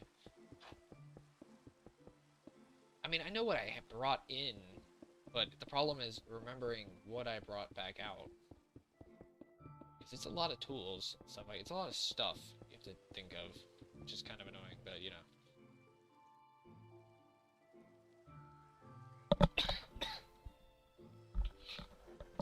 I think the biggest thing I'm worried about losing is probably either my bag of tools, which by the way is like $2,000 of tools, worth of tools, or my laptop. Which I shouldn't remember my entire bag of tools. I mean, it's kind of insane, but, you know. I feel like I'm gonna forget something. I mean, you can't really leave your keys, at least for my job. You really can't, because you can't really leave without your van, so that's pretty much impossible for me to leave. It's mostly leaving my phone. My work phone, specifically my work phone, actually. I think that's probably my biggest fear. Even more than my tools, because the tools you can kind of replace, but my work phone, it has all my stuff on it, like all my work stuff, software and all that kind of stuff.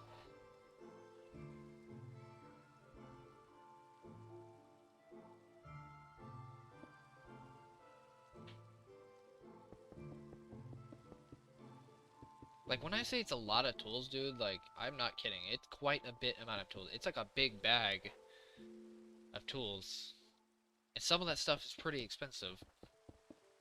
Like, I think the drill is, like, the drill that I have is, like, $300. Unfortunately, I had to get a new tool, apparently, or a new drill. They gave me, like, a defective drill, kinda. Sort of defective, or starting to be defective.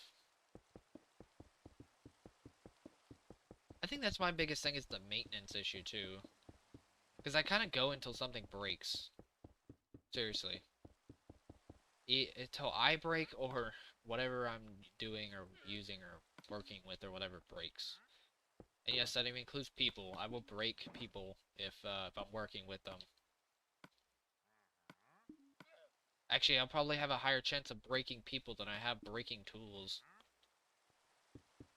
It's kind of funny, though, that that my trainer, he says, oh yeah, he's basically telling me I'm too afraid of making mistakes about being assertive, but simultaneously he doesn't want me to break anything.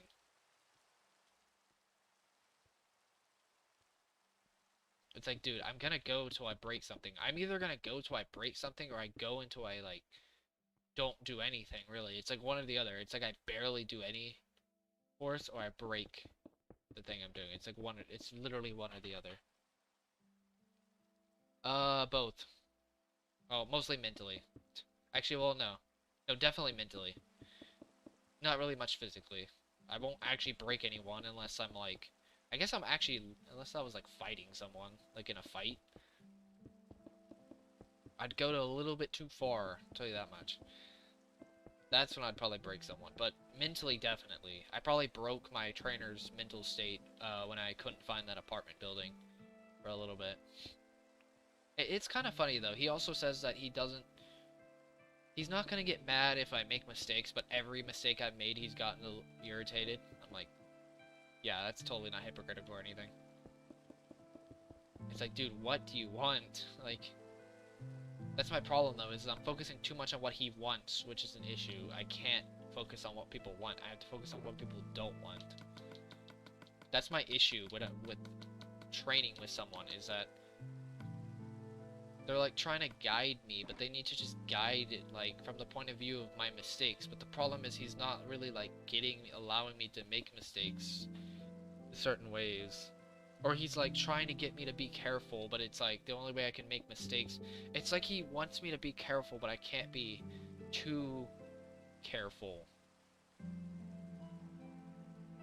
Which I understand that, like you want to have that balance between being careful and not careful, but at the same time it's like that's hard to do when you're trying to balance all of these tools and stuff like that, understanding the limitations of your tools and wires and all that kind of stuff.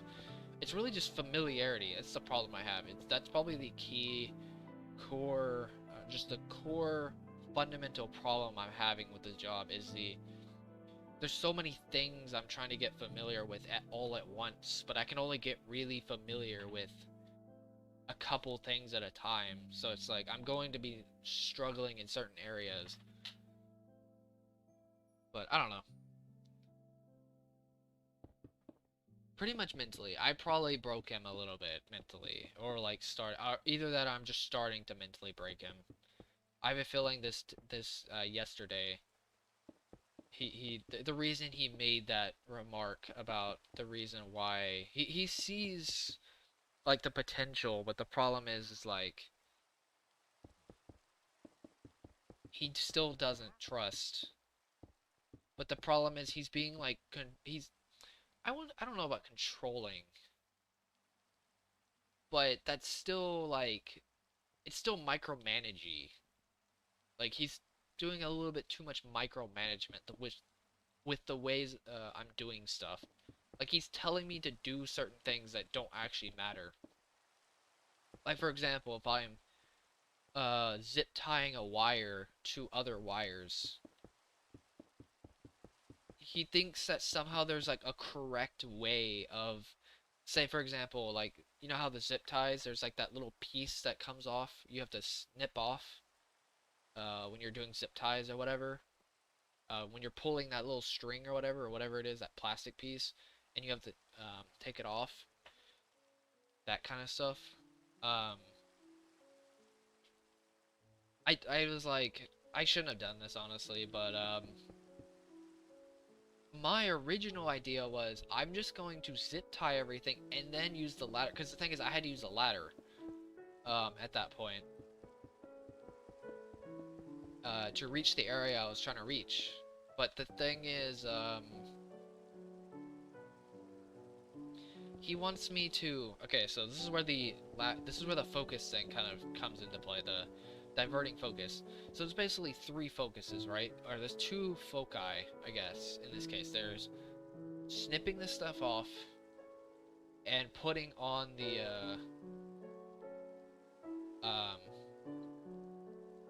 snipping the plastic piece off and actually putting on the zip ties. He wants me to put on the zip ties, put on all the zip ties with that ladder, and then snip them all off of the ones I was doing, and then move on to the next zip ties. Why don't I just put on all the zip ties and then snip them all off? Like literally the only thing you're doing differently is that you're moving the ladder one more time. These people, I swear to God, these people are afraid of like exhaustion. Because apparently moving a ladder is too hard to do for people. I don't understand. I've never understood that. I would rather, for example, we're pretty much given 2 options, right? To make a line run from our service to inside the house is the simplest way I can explain it. Basically, we're running a line around the house or through the house. There's 2 ways. It's around the house or it's through the attic, basically. There's no other real option that's clean, at least. What's up,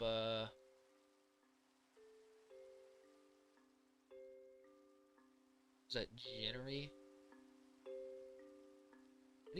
Is that a E? Wait, Jennery. I don't know. What's up, CZ?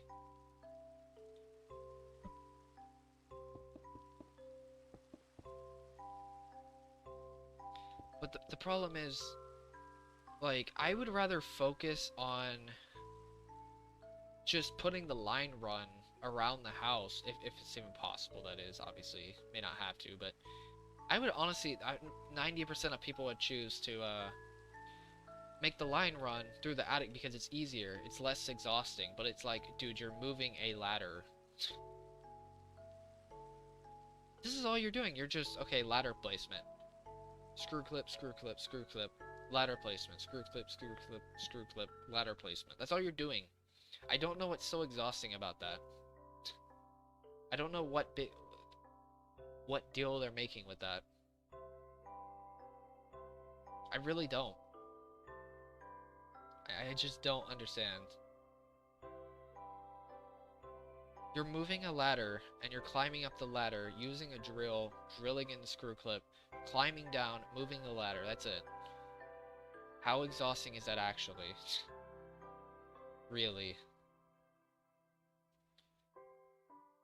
Versus going up into the ladder, or opening the ladder, the door, the stairs, getting your hard hat, PPE stuff, all that type of stuff, all of the equipment you need, which, to be fair, you already need that with the climbing the ladder and stuff like that, but,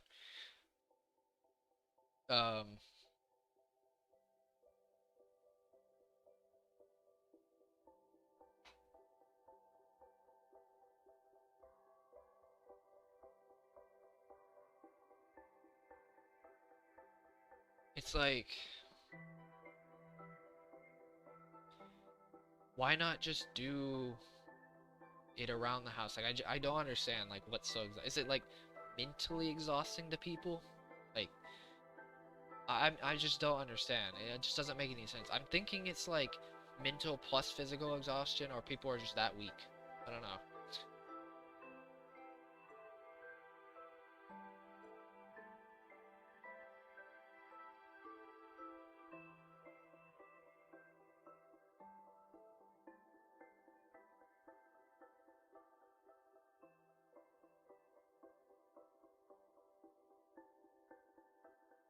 Like, here's the thing, like, I would rather just do the same thing over and over again around the house, even if it takes a little bit of time. I could do that way faster than climbing an attic, because you have to climb the attic,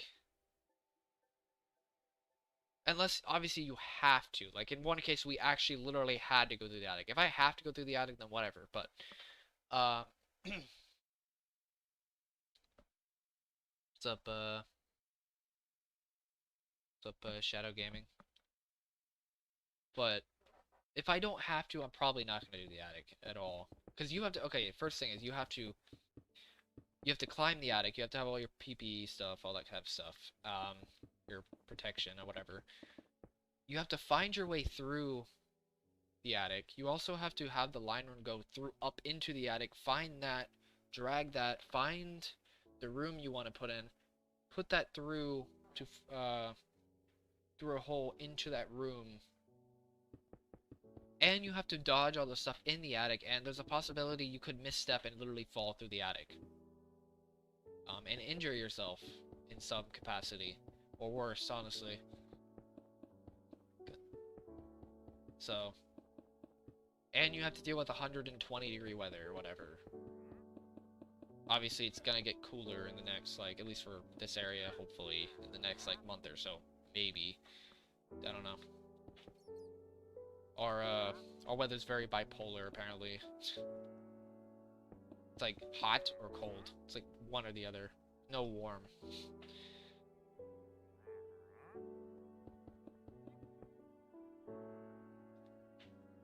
What's up, Winters?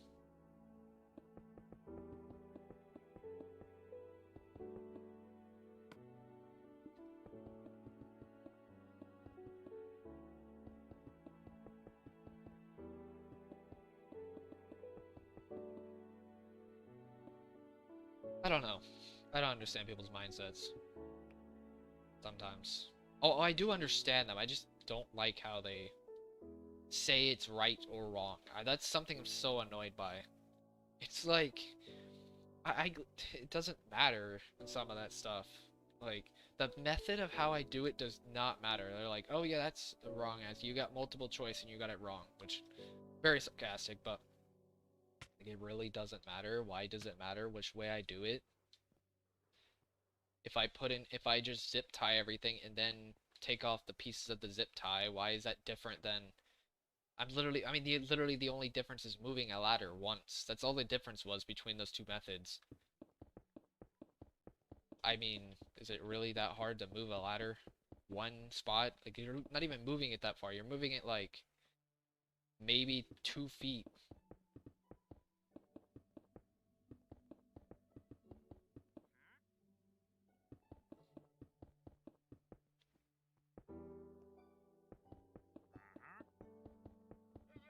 I don't know.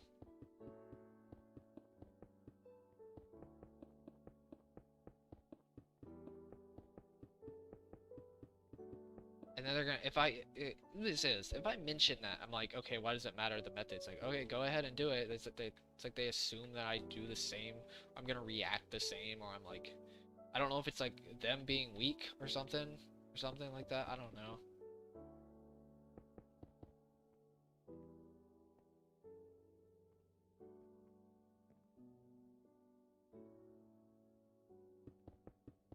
Do they just think people are that weak? Like mentally weak in that way? Something? I don't know. Doesn't make much sense to me.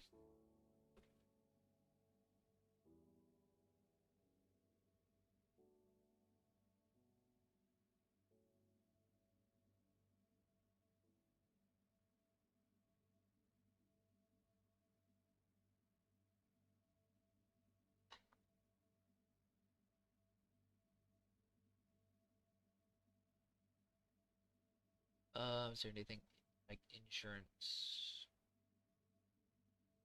Um, there is I forgot what it's called. It's basically where you get like a compensation. I think it's workers' compensation. I think that's what it's called.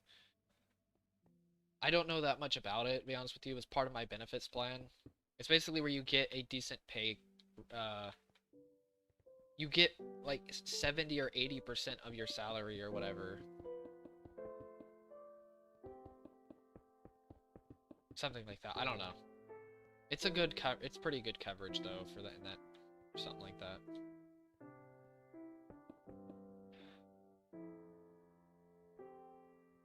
I don't know. Honestly, I think the biggest problem, I think they're just misunderstanding how the heck I work. That's my biggest takeaway of this. My mindset to these jobs or ways of doing things. It's like almost to the point where they're like almost controlling, if that makes sense. They're like borderline controlling my way of doing stuff. And it's so annoying. I think it's because of how passive I am. I think that's the reason why. But the problem is I know I can be like super standoffish as well. But the problem is I can't be standoffish either because I know that I don't have the confidence to this job to not back up, but just back up the more standoffish mindset, which is why I need the space to optimize everything. Optimize my methods, speed, whatever it is, tool usage, skill, anything like that.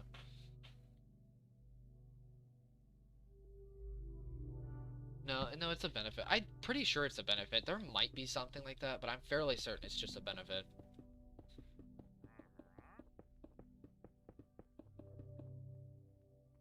I'm fairly certain. Like, I'm not 100% certain, but I'm fairly certain it's just a benefit. I don't think there's anything that a job just automatically gives you. I know my last job didn't have it. Didn't have any kind of compensation. That also depends on OSHA standards and stuff like that. Were you wearing your protective equipment during the injury or whatever? There are apparently some consequences to that, so it's not even just if you get injured. There's also getting injured on the job and stuff like that.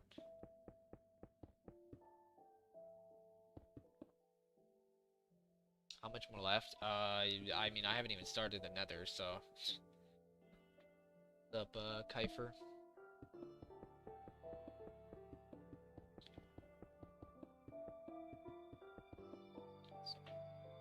So in that case, I have 100% left on the nether at least.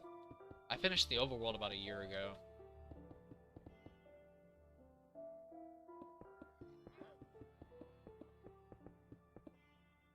Dude, I don't understand standard. It's even worse when my, like... dude, it's so annoying how my trainer... This is probably the biggest criticism I have of him. By a lot. And that is the idea of him, not my, like, on-the-job trainer, but, like, the classroom trainer. Or supervisor, technically. I think he's just a supervisor as well, but... it's so funny how he's like, use your brain. But... at the same time, it's like...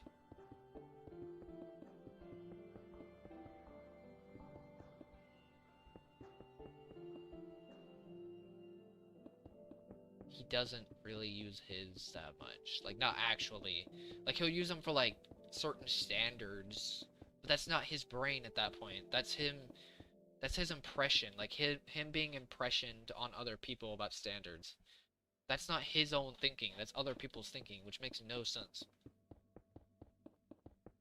It's weird how he says use your brain, but it's like... how are you saying that right now?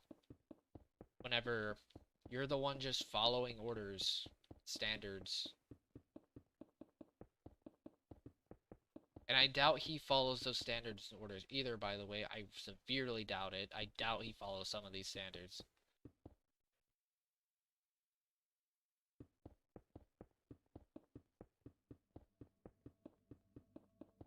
I'm like, dude, why would I... and then he's talking about, like, how I... or, like... how I possibly failed them because of certain information. It's like, dude, you know, dude, why, dude, your credibility is just dead to me at this point. Like, I get he has some interesting principles and stuff like that over, and, like, his understanding of systems and stuff like that is nice, but, dude, there's so much projection from his own cognition. It makes sense, but those type of projections, but holy Jesus, dude. I mean, everyone projects to some degree, but god dang, at least there has to be some awareness of that projection.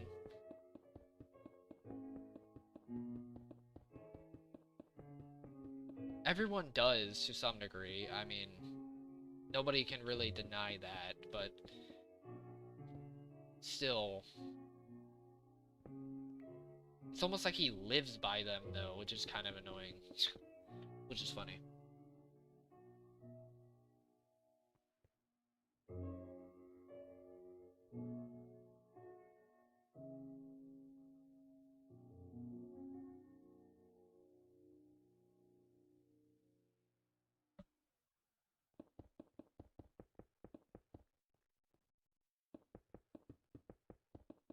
Like, he has some good knowledge, but... like how he mentions there's no magic, but... that's arguably debatable, which, to be fair, technically the definition of magic is things we don't understand. And he says there's no magic, but that assumes that we understand everything. Because, I mean, magic inherently is just a concept of things we don't know. Or science can explain in this case.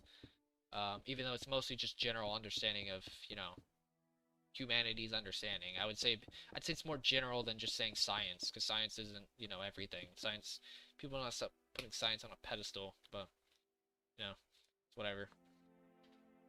But we don't really understand psychology that much. I mean, isn't that kind of magic at this point? Like, we really don't have a good understanding, like, collectively, of that subject that well.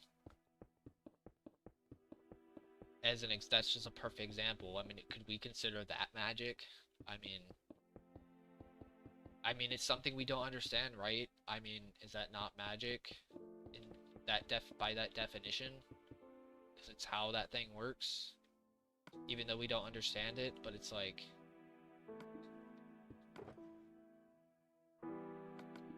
I mean, there technically is. I mean, there's always something for us to understand. Let's be honest here. I don't know. It's just weird to think about it like that.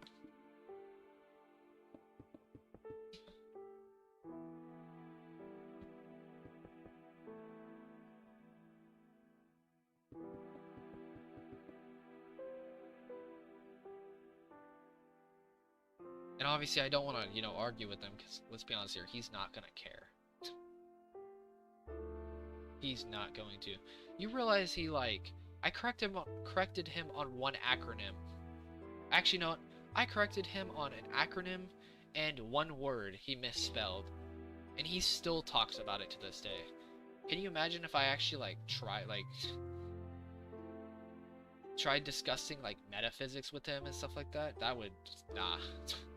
It's funny, though, because he wouldn't care about that, so he wouldn't really think about that. But the funny thing is he cares about the stuff that he knows, but he can't argue. It's basically things that he can't argue that he, like, his mistakes, basically. He can't argue his mistakes, or what he cares about, in this case. Like, him spelling reasonably.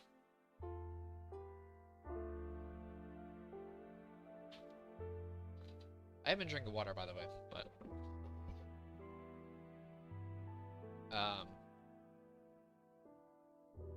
it's kind of weird.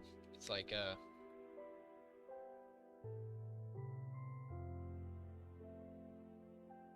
kind of weird, though. It's like, what was I mentioning? What was I mentioning?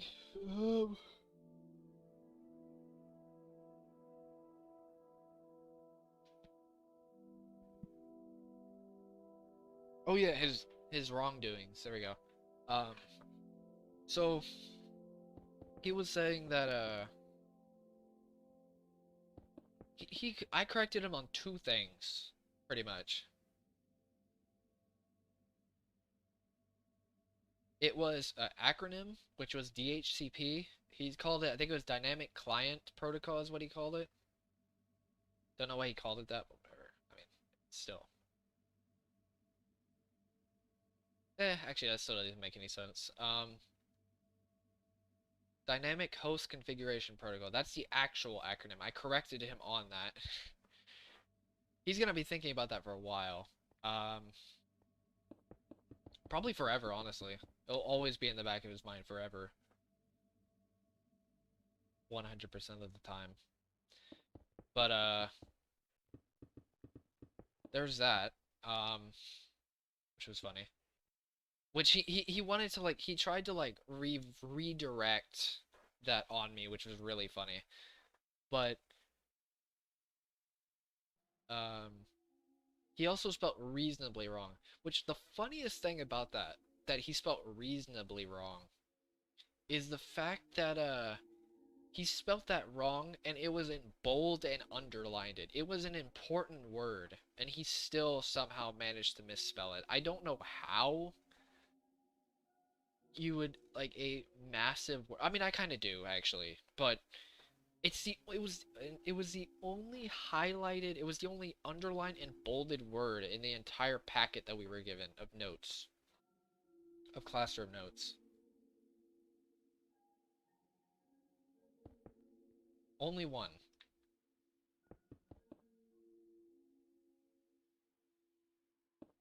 And he pretty much, he was saying, he asked me, what do we stand for, basically, like, which was such a stupidly vague question, but, it was a completely worthless question, by the way, from a practicality standpoint, it's kind of pointless, but, basically, it was just, what's up, Thomas? So basically, it was at the top of the packet, which, I think I have it right here.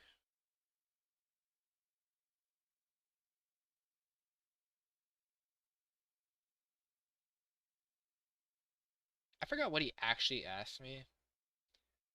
I think it had to do with, like, what is our goal of installation, basically. Which, it makes sense. This one actually, never mind. It wasn't what we stand for, but it was, like, the goal of every installation. I don't remember what it was. I didn't really care. I had a pretty good idea on what our goal was anyway, and that is to provide coverage across the home. It's kind of annoying because I basically answered the same question, but it wasn't the same. It wasn't the answer he wanted for some reason.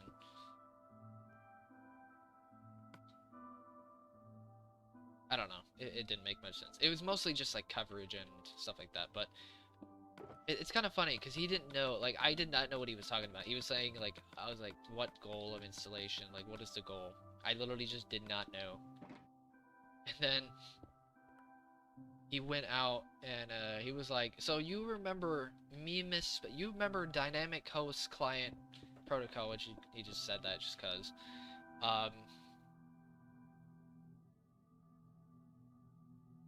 He said that, and you remember me spelling reasonably wrong. But you can't remember the information, like the goal of the installation thing. It's like, yeah, I mean, like, I don't see your point, because it's like, I get the goal, like, I have a good idea on the goal. Dude, I don't understand this dude when it comes to information. He thinks like everyone else thinks like a checklist, where it's like, oh yeah, here's this one thing, here's this, what's the first step, second step, third step? It's like, does that really matter? Like, I already have an idea of the goal. Not everyone's good at explaining their own thought processes on things. That's probably my biggest thing. It's like, I get his idea of like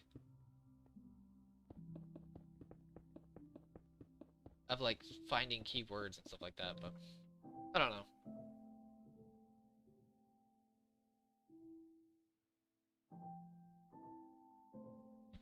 Yeah, no, literally the most important word, I'm pretty sure. Okay, wait, never mind. Everything was highlighted and bolded, but it was, um, it had a higher, it was a bigger font than every other word. This was like a size 20 font, and the reasonably was, probably like a 26 or a 28. It was like pretty, you could definitely see it from far away what the important word was, so, or fairly far away at least. I don't know, it's just kind of funny. But no, he's gonna be thinking about that for a long time. But other than that, it's funny how I redirected that because, you know, I like hurt his feelings for some reason.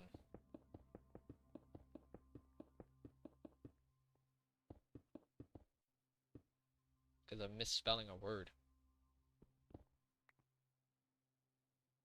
I probably didn't actually hurt his feelings, but you know what I mean. I definitely triggered him, tell you that much. I triggered him even more not knowing that information, which is funnier. The problem is, I think he expects me to know information, but it's more like I know what not to do, I guess. Like, what isn't there, I guess. Like, what not to do for an installation versus what to actually do. If that makes sense. That's why I struggle with his answering his questions, is the fact that I'm more keen on understanding what not to do, what to avoid versus what to care about, I guess. He's like expecting me to care about certain information versus not caring about others. I can answer what not to do in an installation, but telling me exactly what to do during an installation, that's entirely different. I don't know. It's just funnier. That's just a funny situation. It was kind of sad because I'm like, dang, his level of confidence in me is like borderline 0.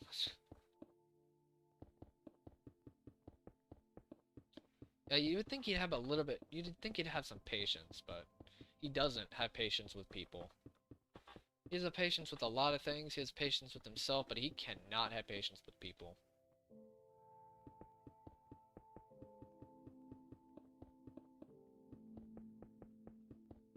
It's because he doesn't understand people, mainly. He can understand systems all he wants, but people, he just doesn't have the patience for.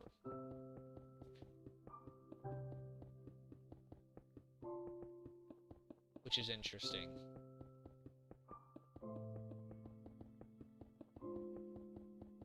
It seems like a lot of people who are knowledgeable about things don't understand people.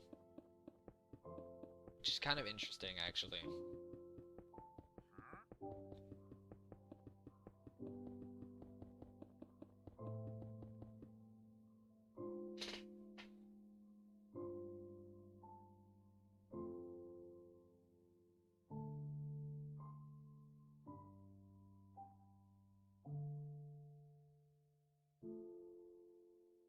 I mean, okay, so you, like, I get the idea of, like, the process, but the problem is we don't mentally add information together. It's just we know what isn't, it's like if you did an action, right? We know what isn't the next step. The problem is it's hard for us to, like, explain the information, like saying the information in that specific way, if that makes sense. Okay, we can, it just takes a lot of brute force. We can do it. It's just, it takes a lot. And it's actually almost pointless because we don't rely on processes anyway. So us learning a process isn't going to do anything. We can reference a process in that notebook if we wrote it down. We can reference it and we can replicate the actions, but we can't replicate the information, if that makes sense. The actions are important, but the reference, the problem is people assume references are the actual important part. Pretty much people assume that if you don't understand the entire thing, you don't understand any of it. That's the biggest takeaway from that. It's so annoying. It's probably, it's one of the most frustrating things, just knowing that in the back of my mind. I'm like, I don't care about it. Not everyone thinks in processes and systems. Knowing a system and thinking in systems is not the same thing. That's all I'm gonna say. They're not the same thing.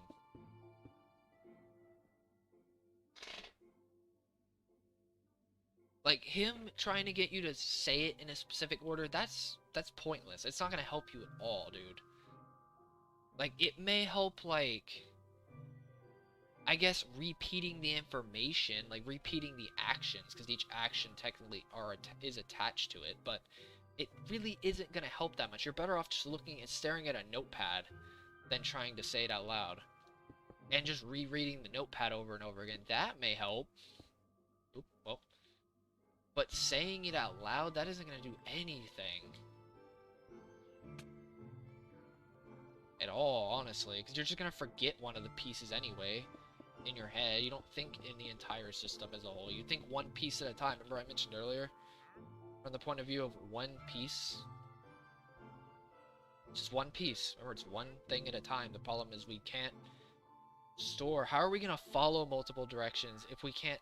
Like, how are we going to say multiple directions if we can't follow multiple directions at once? If that makes sense. What's up, Item Man?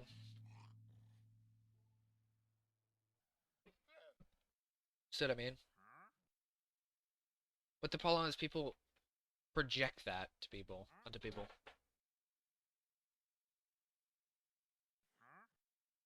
Oh, you're not just okay. That actually would be somewhat useful if you're doing it simultaneously. Then that's a different story. Um.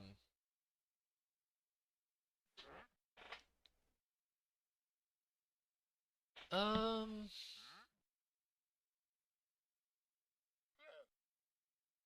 Okay, sort of. I kind of agree with that. But the problem is the problem with that is it's still, that's still kind of a, the saying out loud thing, it still doesn't really do much. Because you know it or you don't know it. That's the problem.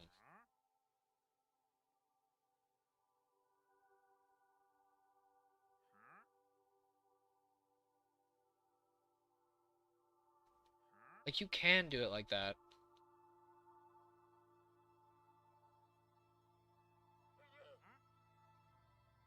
I would say as long as it's repeatable stuff, like if it's something, if you have to do the exact same thing over and over again, then sure, I mean that might work. But the saying out loud, it's like reading out loud, like in a classroom, that's not gonna do anything to people. Or at least not everyone benefits from that. We definitely don't benefit from reading out loud. Yeah, I mean, kinda. But the problem is you need space to think about it. If you're speaking, you're focusing too much on speaking. You're gonna make mistakes. That's the problem. You have to have that space to think. Um, that's the biggest issue. Um, you're focusing too. You'd be focusing. You're diverting your focus pretty much too much.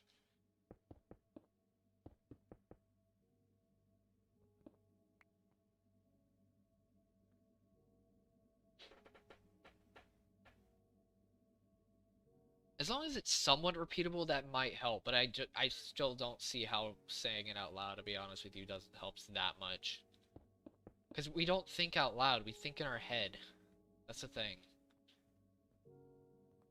We form our own thoughts of the process, basically, and we replicate it. We don't follow it to a T. We replicate it. We don't, or what is it called? Remember how they say like memory isn't what it is, but it's like a recreation? It's kind of like that. You have to think of it in the form of like you have to recreate the process in your head, and then you execute on the process. Um, I guess if you did it enough times, I mean, it wouldn't even matter at that point, but that's what I would say. Just, I would honestly, for something like that, this is what I should have done. I should have wrote down the entire process, or at least a general guideline, and just repeated, like, looked at the guideline over and over and over again, like on a notepad. Because that's essentially inherently what you're doing, if you think about it. Because each concept on a notepad is an object. Um, and what you're doing, every action is a repeated version of that concept, and you're basically just putting that concept um, and putting it in each additional situation. Because if you think about it from a situational standpoint, each situation is distinguished by like a concept, right? Like every concept, every step has a certain thing in it that makes it like different from another step, right?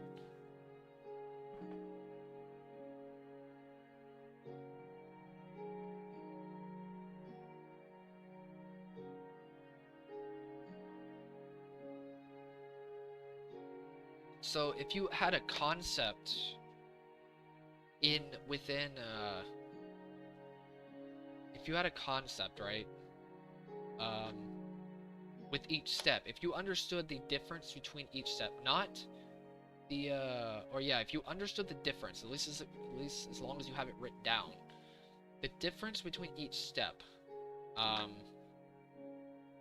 and you just repeated that step, those steps, those differences in order over and over and over again, you can understand and brute force memorize things um, to understand the process.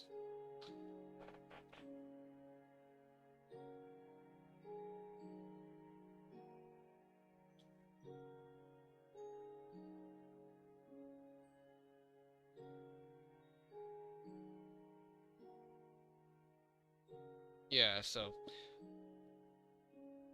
like that's what I would say. Like it's just one piece of information.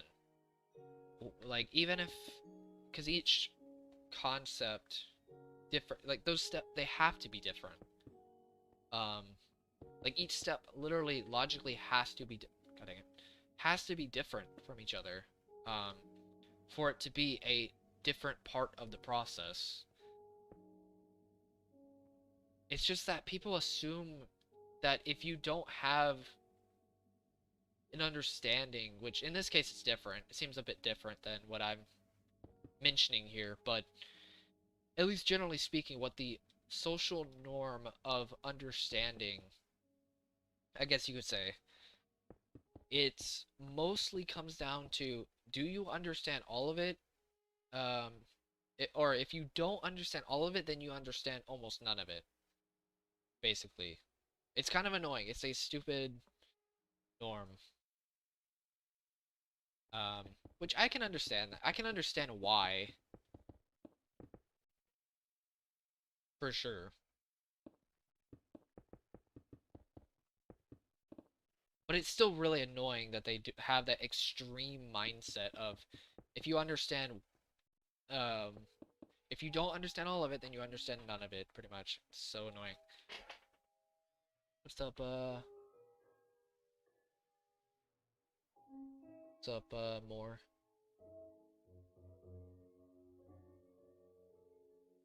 What's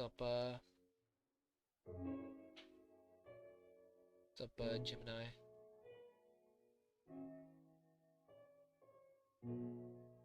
I mean, as long as you could just practice the steps, then it's like...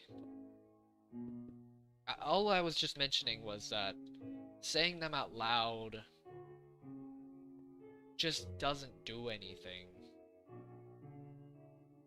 Because here's the thing, if there's if there's a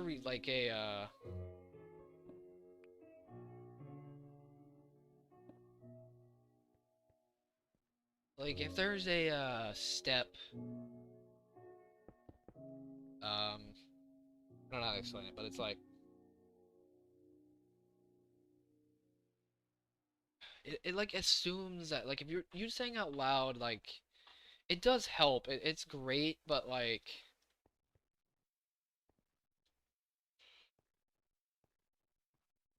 I don't know, I don't really know how to explain it. Like I just don't, there just isn't that much value in it, um in saying it out loud.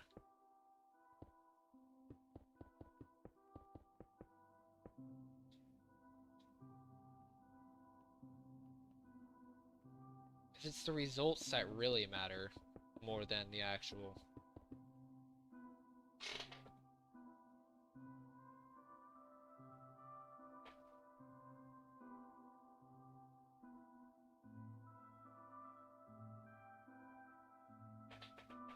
Okay, so you don't really like it's not really the saying out loud that you don't mind, but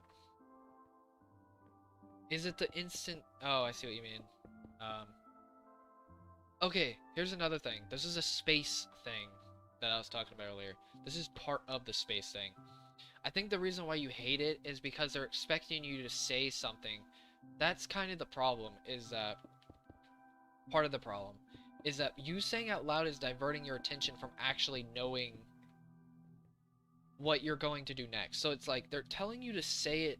It's kind of funny because they're telling you to say what you're going to do next, but you're too focused on thinking of what you're... This may sound really confusing, but you're too focused on thinking about... You're either too focused on thinking about what they're going to say, or you're too focused on thinking about what you're going to do versus what you're actually going to do, if that makes sense. This is where the diverting focus thing earlier, which is why you get so, probably partially why you get so triggered from it. Because here's the thing, you may actually know what to do, right? Like, you would know. Like, you know what you're going to do in that next step, right? Like, if you've done it enough times, and you've seen it enough times, you, like, know already. The problem is you're too focused. They force you to focus on thinking about what you're going to do versus actually doing what you're going to do, if that makes sense.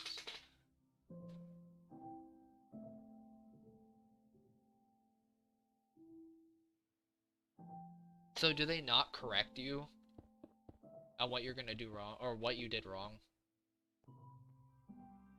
Is that something else they don't do? Because that's kind of defeats the entire purpose of feedback. That's also another triggering thing I've noticed. Oh, they do? Okay. At least they do that. That would be kind of cool, honestly.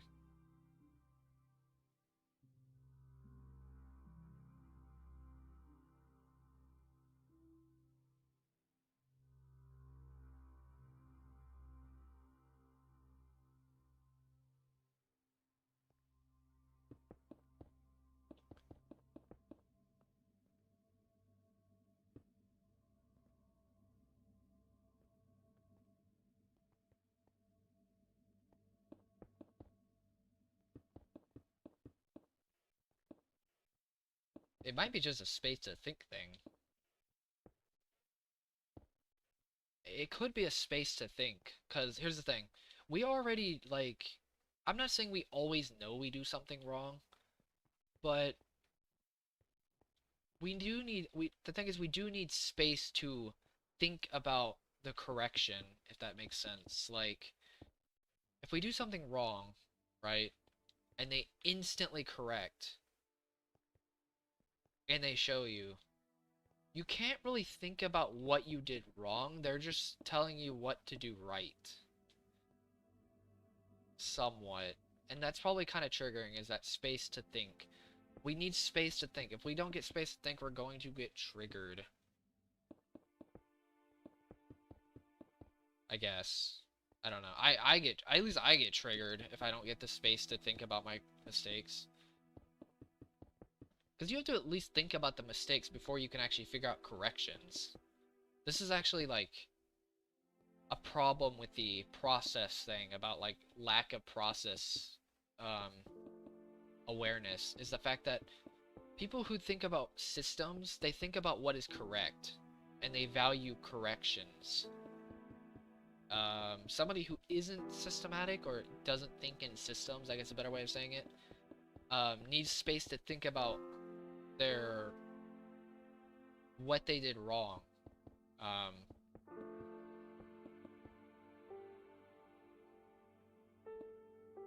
But the problem is, if you're not given space to think about what you did wrong,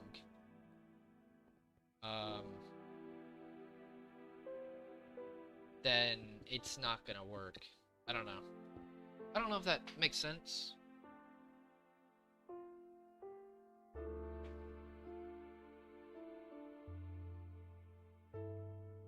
They don't give it for free? Dude, that's,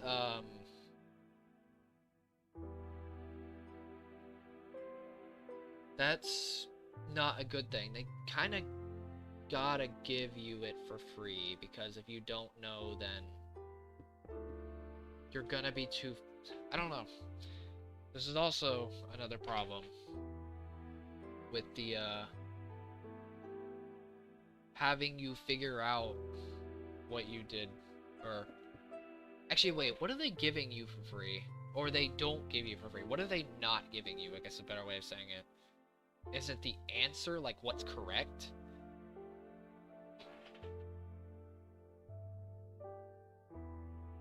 Or like, what do you mean?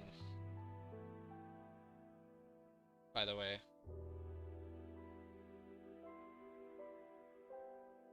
Like the answer, like what's the correct process? Or like...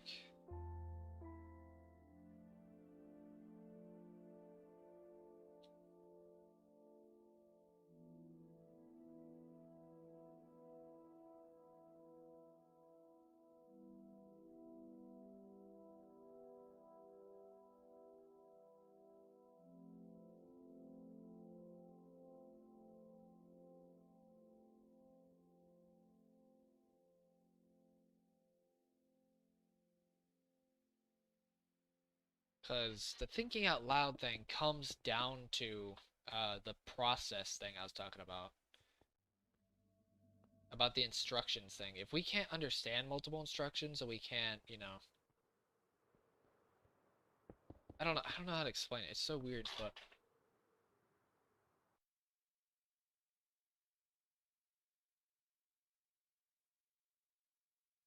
Wait. That's like messing with my brain. Wait a second. I already know what is needed because it's mostly the same.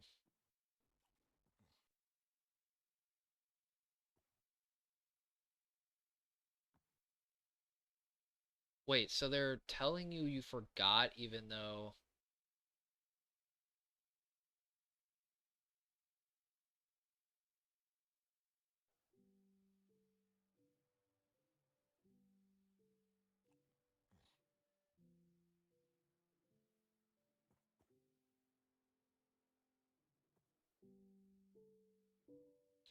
Dude, that's like hurting my brain, kinda.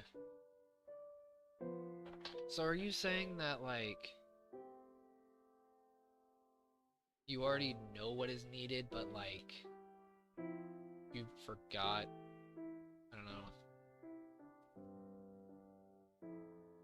Oh.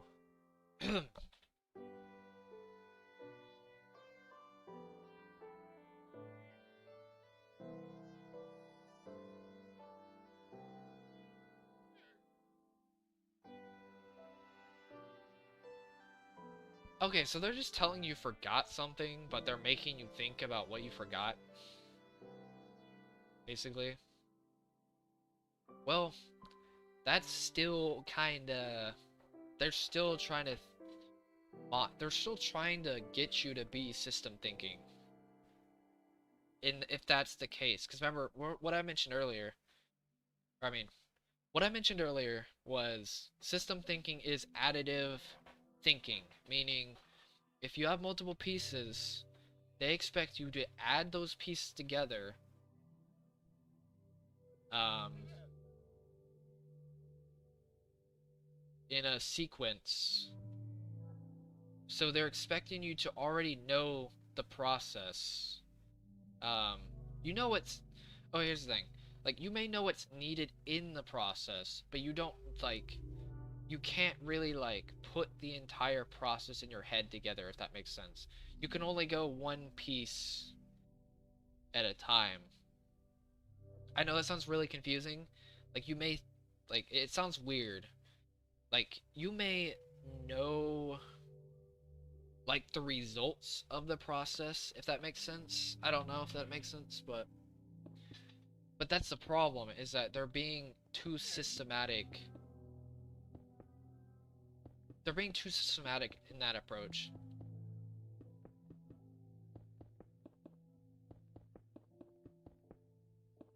Like, the only thing they can really do in a scenario like that is tell you what you did wrong, or like to tell you what you missed. Basically. They have to straight up be blunt and tell you what you missed.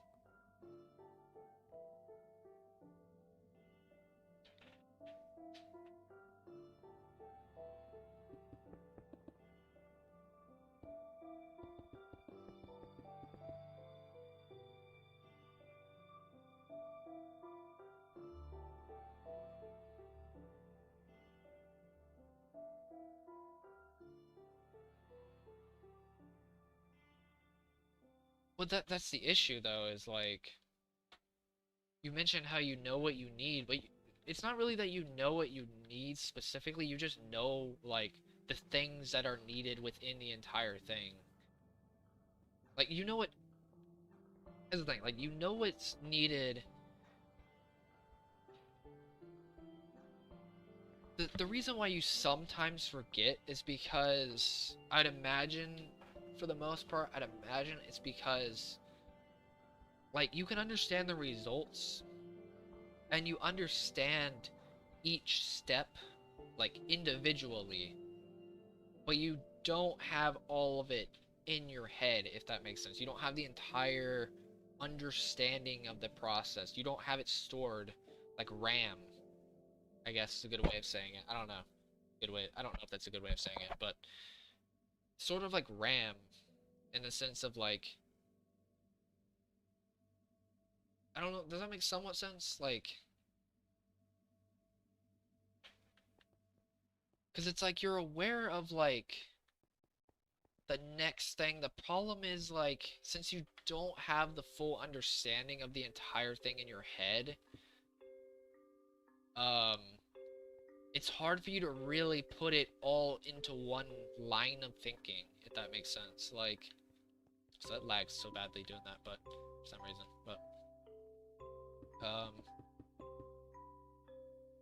but they're expecting you to put that piece in that spot, if that makes sense. Which is kind of cruel, especially for somebody who's very unaware of processes.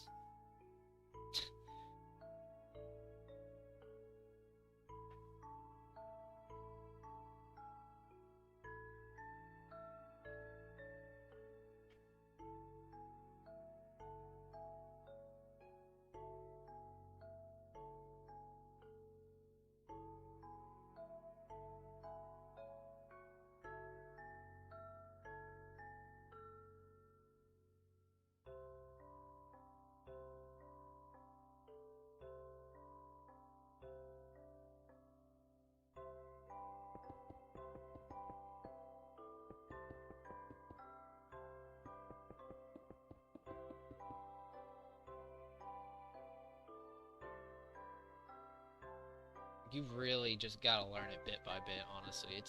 It's really annoying. You're gonna look really stupid. Like I definitely get that, for sure, especially at this job. Um, but it's like, I don't know, people just are so biased. They're so insanely biased when it comes to that learning method of systems learning.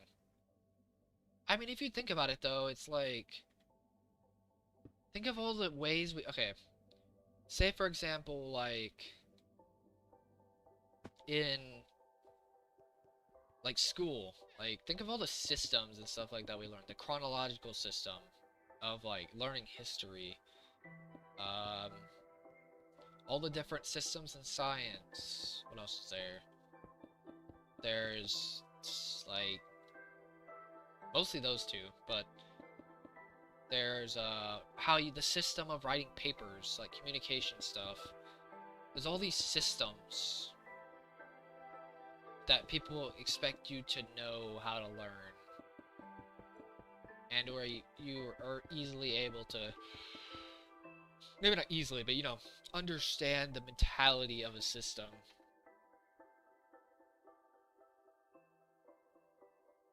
No, I mean, that makes sense if you've only been there for 2 weeks. It's just like, it is frustrating, though, when you, like, know what needs to be done, but, like, you can't execute it because you forget it. It's so frustrating. Like, you would think that if you know the things that need to go, it's just so annoying.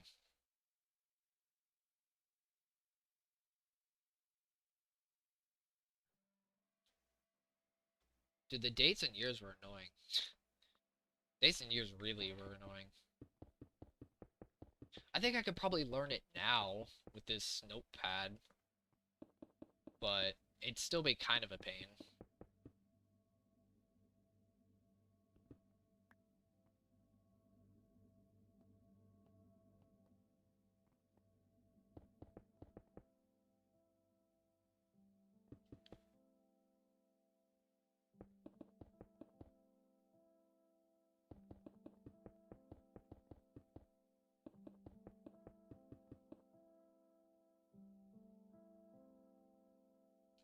Like, the only thing I can think about you doing for something like that, like a quick way of learning it, is by learning...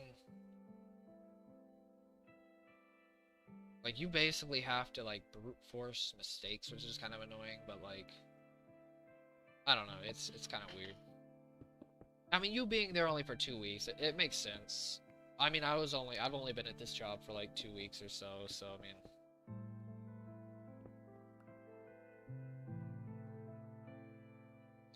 It is still so annoying the way people expect you to retain information or learn information, though. It's still so frustrating.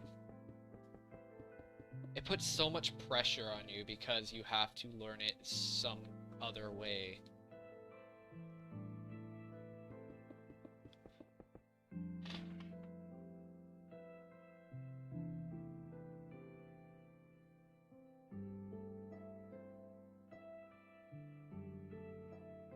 What's up, who's out? It's like... Yeah, I definitely have to agree. The only thing I could use is, like, the teacher's voice. Like, remember what the teacher said about that specific thing. That's all I could do for history. Actually, really, school in general, that's what I did. Some things sometimes I'll just compare the answers to the, I'll compare the answers, kinda, and go through each answer and see if I remember, and then go back to the question and see which one it like tries to relate to the most, or like at least something I know about it. Because if at least I know one of the answers, I can at least do some deduction, you know, against it or whatever. Because I could know it's not the answer. But the problem is if I definitely don't know which one it is, then it's like, just ain't gonna work.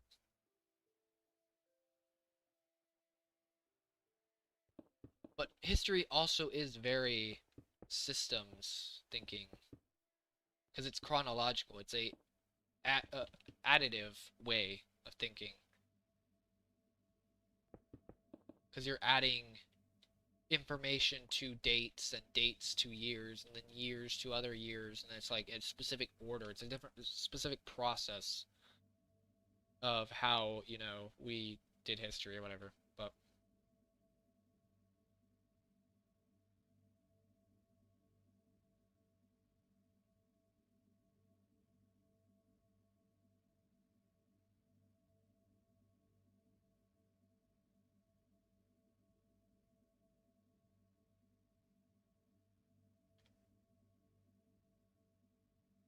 what's up, Andre? How long have I been streaming for? Like 4 hours, 3 hours, like that. I'll probably be ending it soon. Um,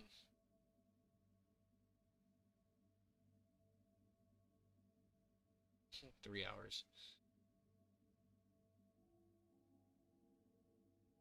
I'll probably end in like 15 minutes.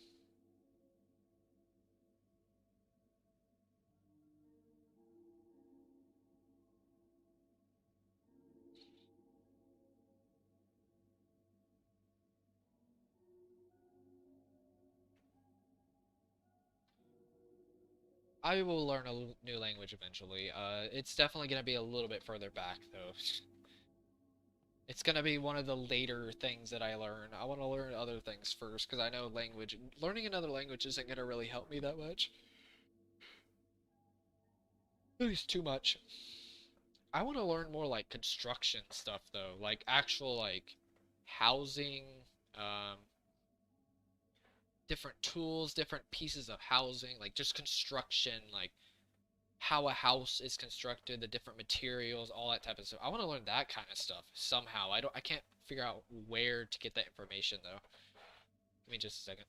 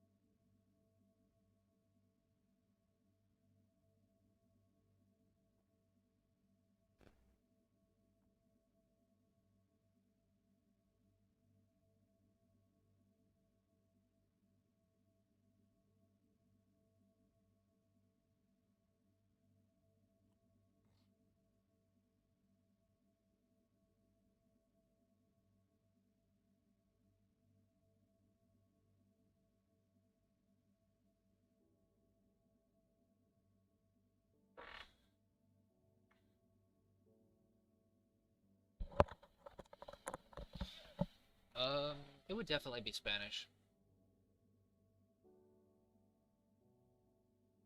For sure. Spanish would definitely be my secondary, that's for sure.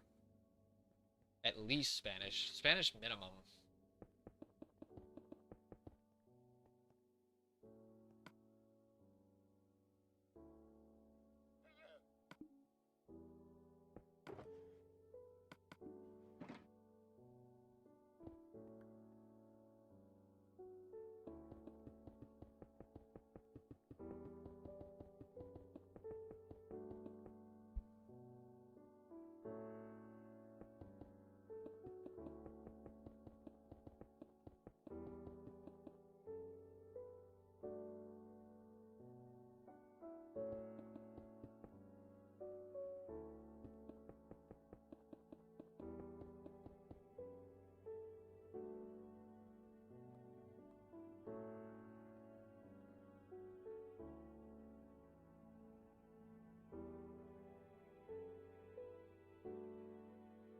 Oh, I should have checked what time it was when I did that.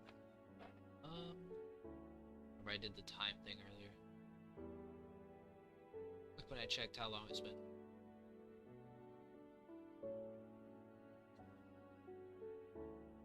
I'll give it 10 more minutes. I've made some pretty good progress, though. Sure.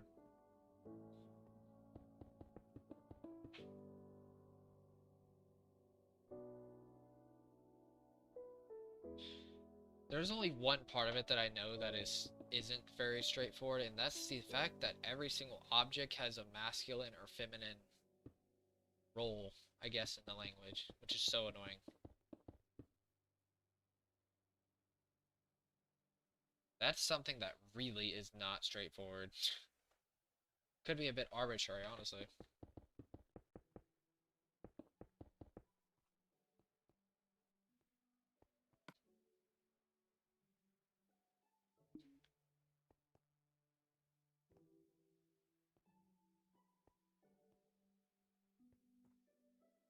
Is it not that bad? Well, how do you know if something is feminine or masculine, though? That's my thing.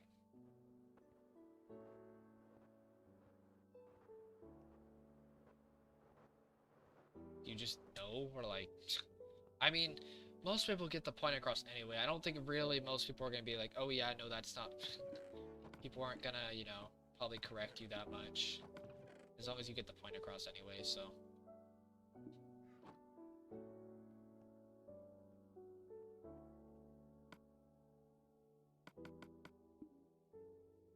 Like, even if you do mess up something like that, I don't think people will care that much. Unless you're literally in, like, a Spanish class.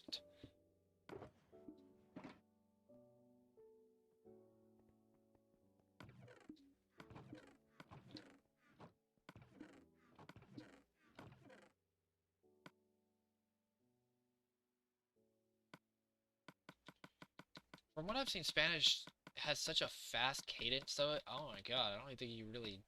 I'm not saying you wouldn't notice, like, somebody who's, like, super fluent, but I guess I'd imagine somebody who isn't that fluent in it wouldn't even notice.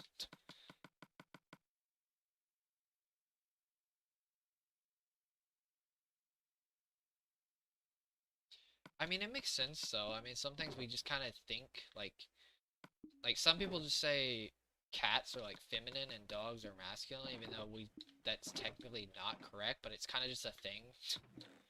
Like,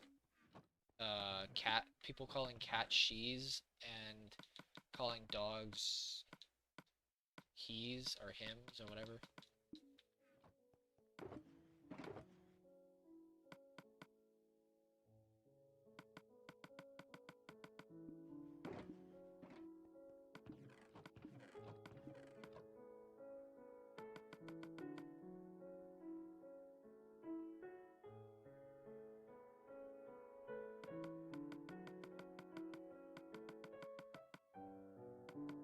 Which, I mean, it makes sense, though. I mean, if you think about it from, like, feminine, masculine standpoint. Masculine is usually, like, a bit, you know, rougher and, you know, stuff like that, around the edges type of thing, and then feminine is, like, a lot more, like, I guess, like, I don't know, like, I can't really explain it. It's like,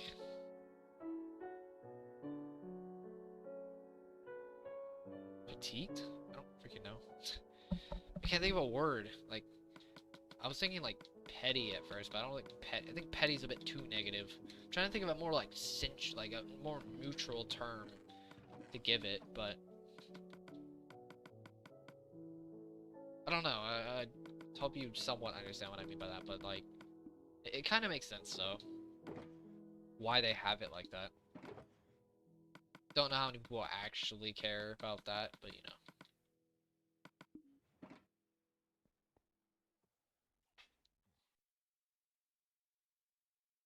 What's up, Greco? Just got Greco. Yeah, I'll be ending stream in like 5 minutes. Roughly 5 minutes. It's a pretty good stream, though. Got some good progress done.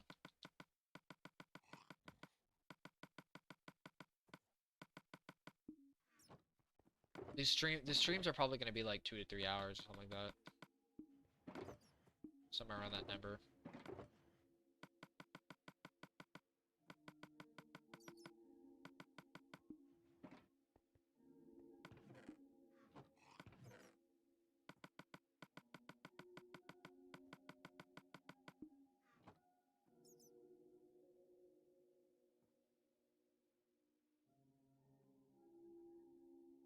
That's not always true, though.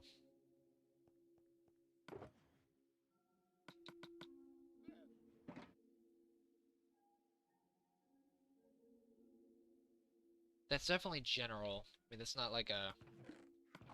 Seems like a decent rule, but I don't know. I mean, I'll be honest, I don't know that much about Spanish, so... Because my Spanish class was kind of a blow-off class, to be honest with you. Very, very much a blow-off class, so...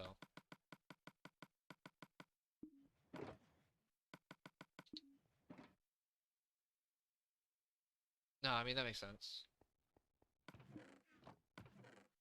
Yeah, generally speaking, it's a nice rule. Nice rule to have. It's just like rules. Every other rule can be really annoying. Let's be honest here. These rules can be so annoying when it comes to how general they actually are versus.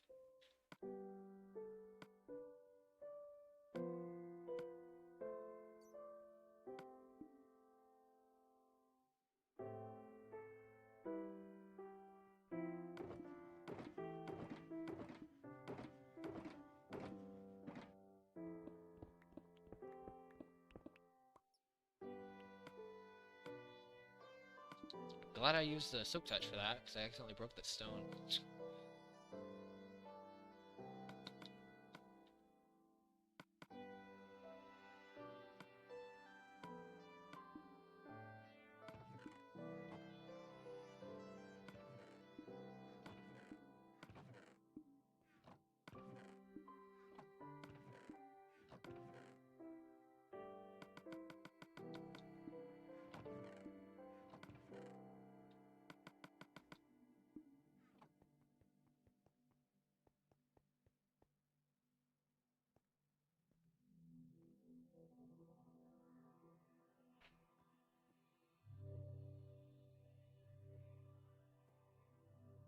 Yeah, it is nice, and it is nice to have those rules for sure.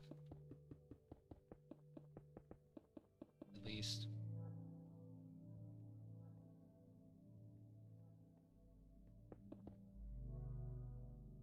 Okay, is it 3:30 yet? I think I might be ending the stream now.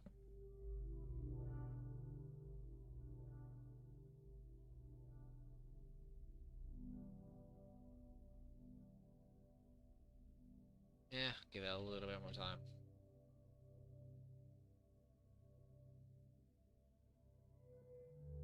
I'll give it like a couple minutes.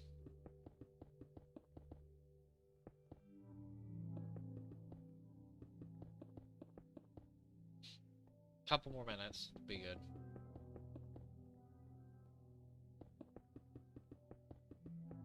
I'll go like down the row, and then I'll end it.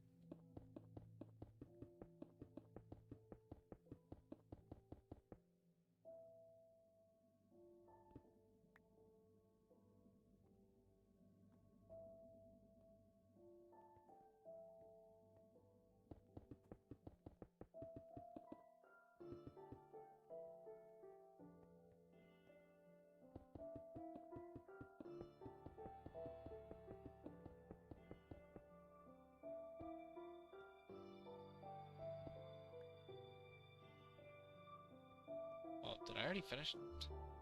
Maybe I'll do one more row. I didn't realize I was already like halfway done with this row.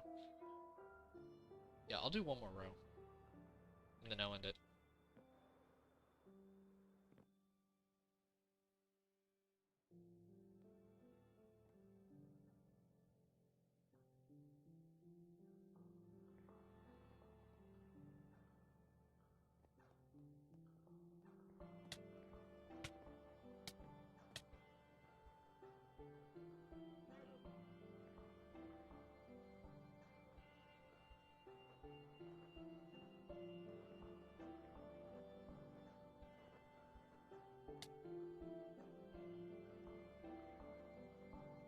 Yeah, one more row. Be good.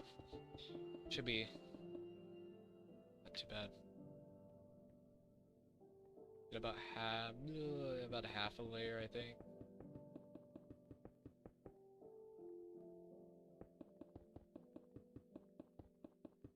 This is gonna take a while. I can see that one.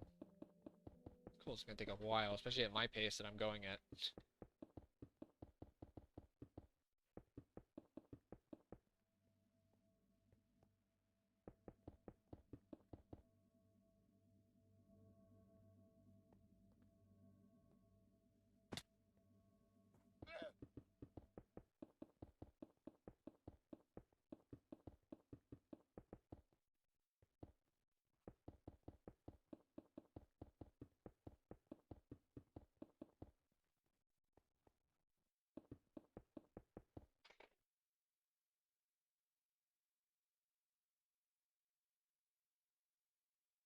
Yeah, definitely. That's actually one of the main reasons why I want to learn Spanish. Because it's like the secondary language for this area, so. But I can't be lazy about it and actually learn the language and not just, learn the words of it. Like, actually learn the syntax, I guess, of the language. And how to speak the language. Which I don't think it will take that long. I'm just figuring out when the heck I'll even do that. When I actually want to do that.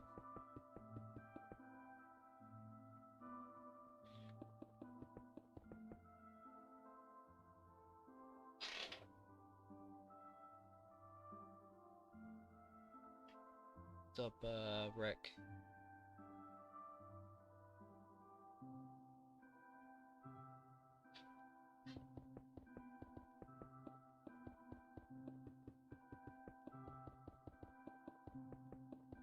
I mean, it's not as common as you think, or at least as you'd imagine it would be, considering how close it is to Mexico, but it's definitely there. I'll say that much.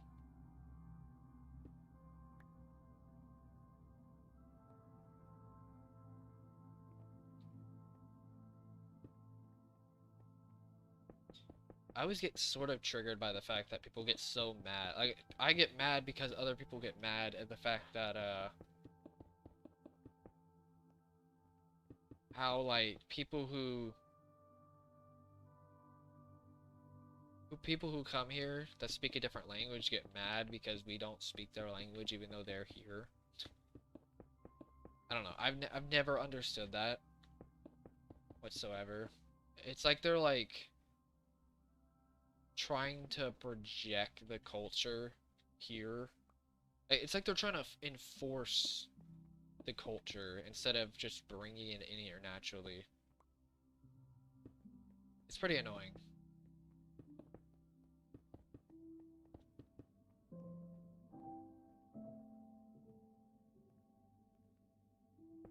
Not gonna lie with you here.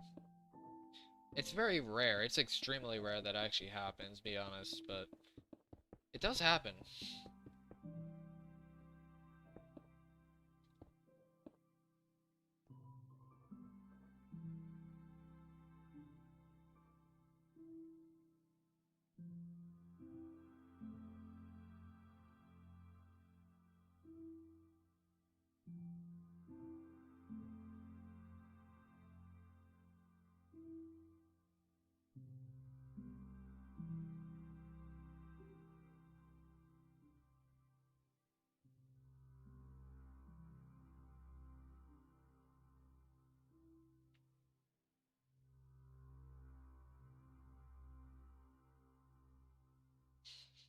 Imagine.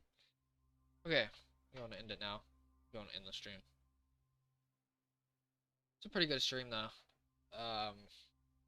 Might stream tomorrow for a little bit. I'm not too sure.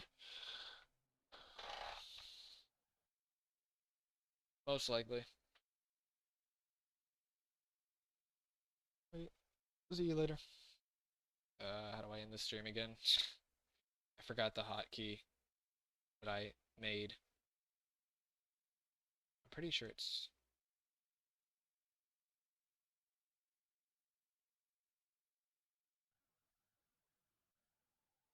Pretty sure it's tab or enter.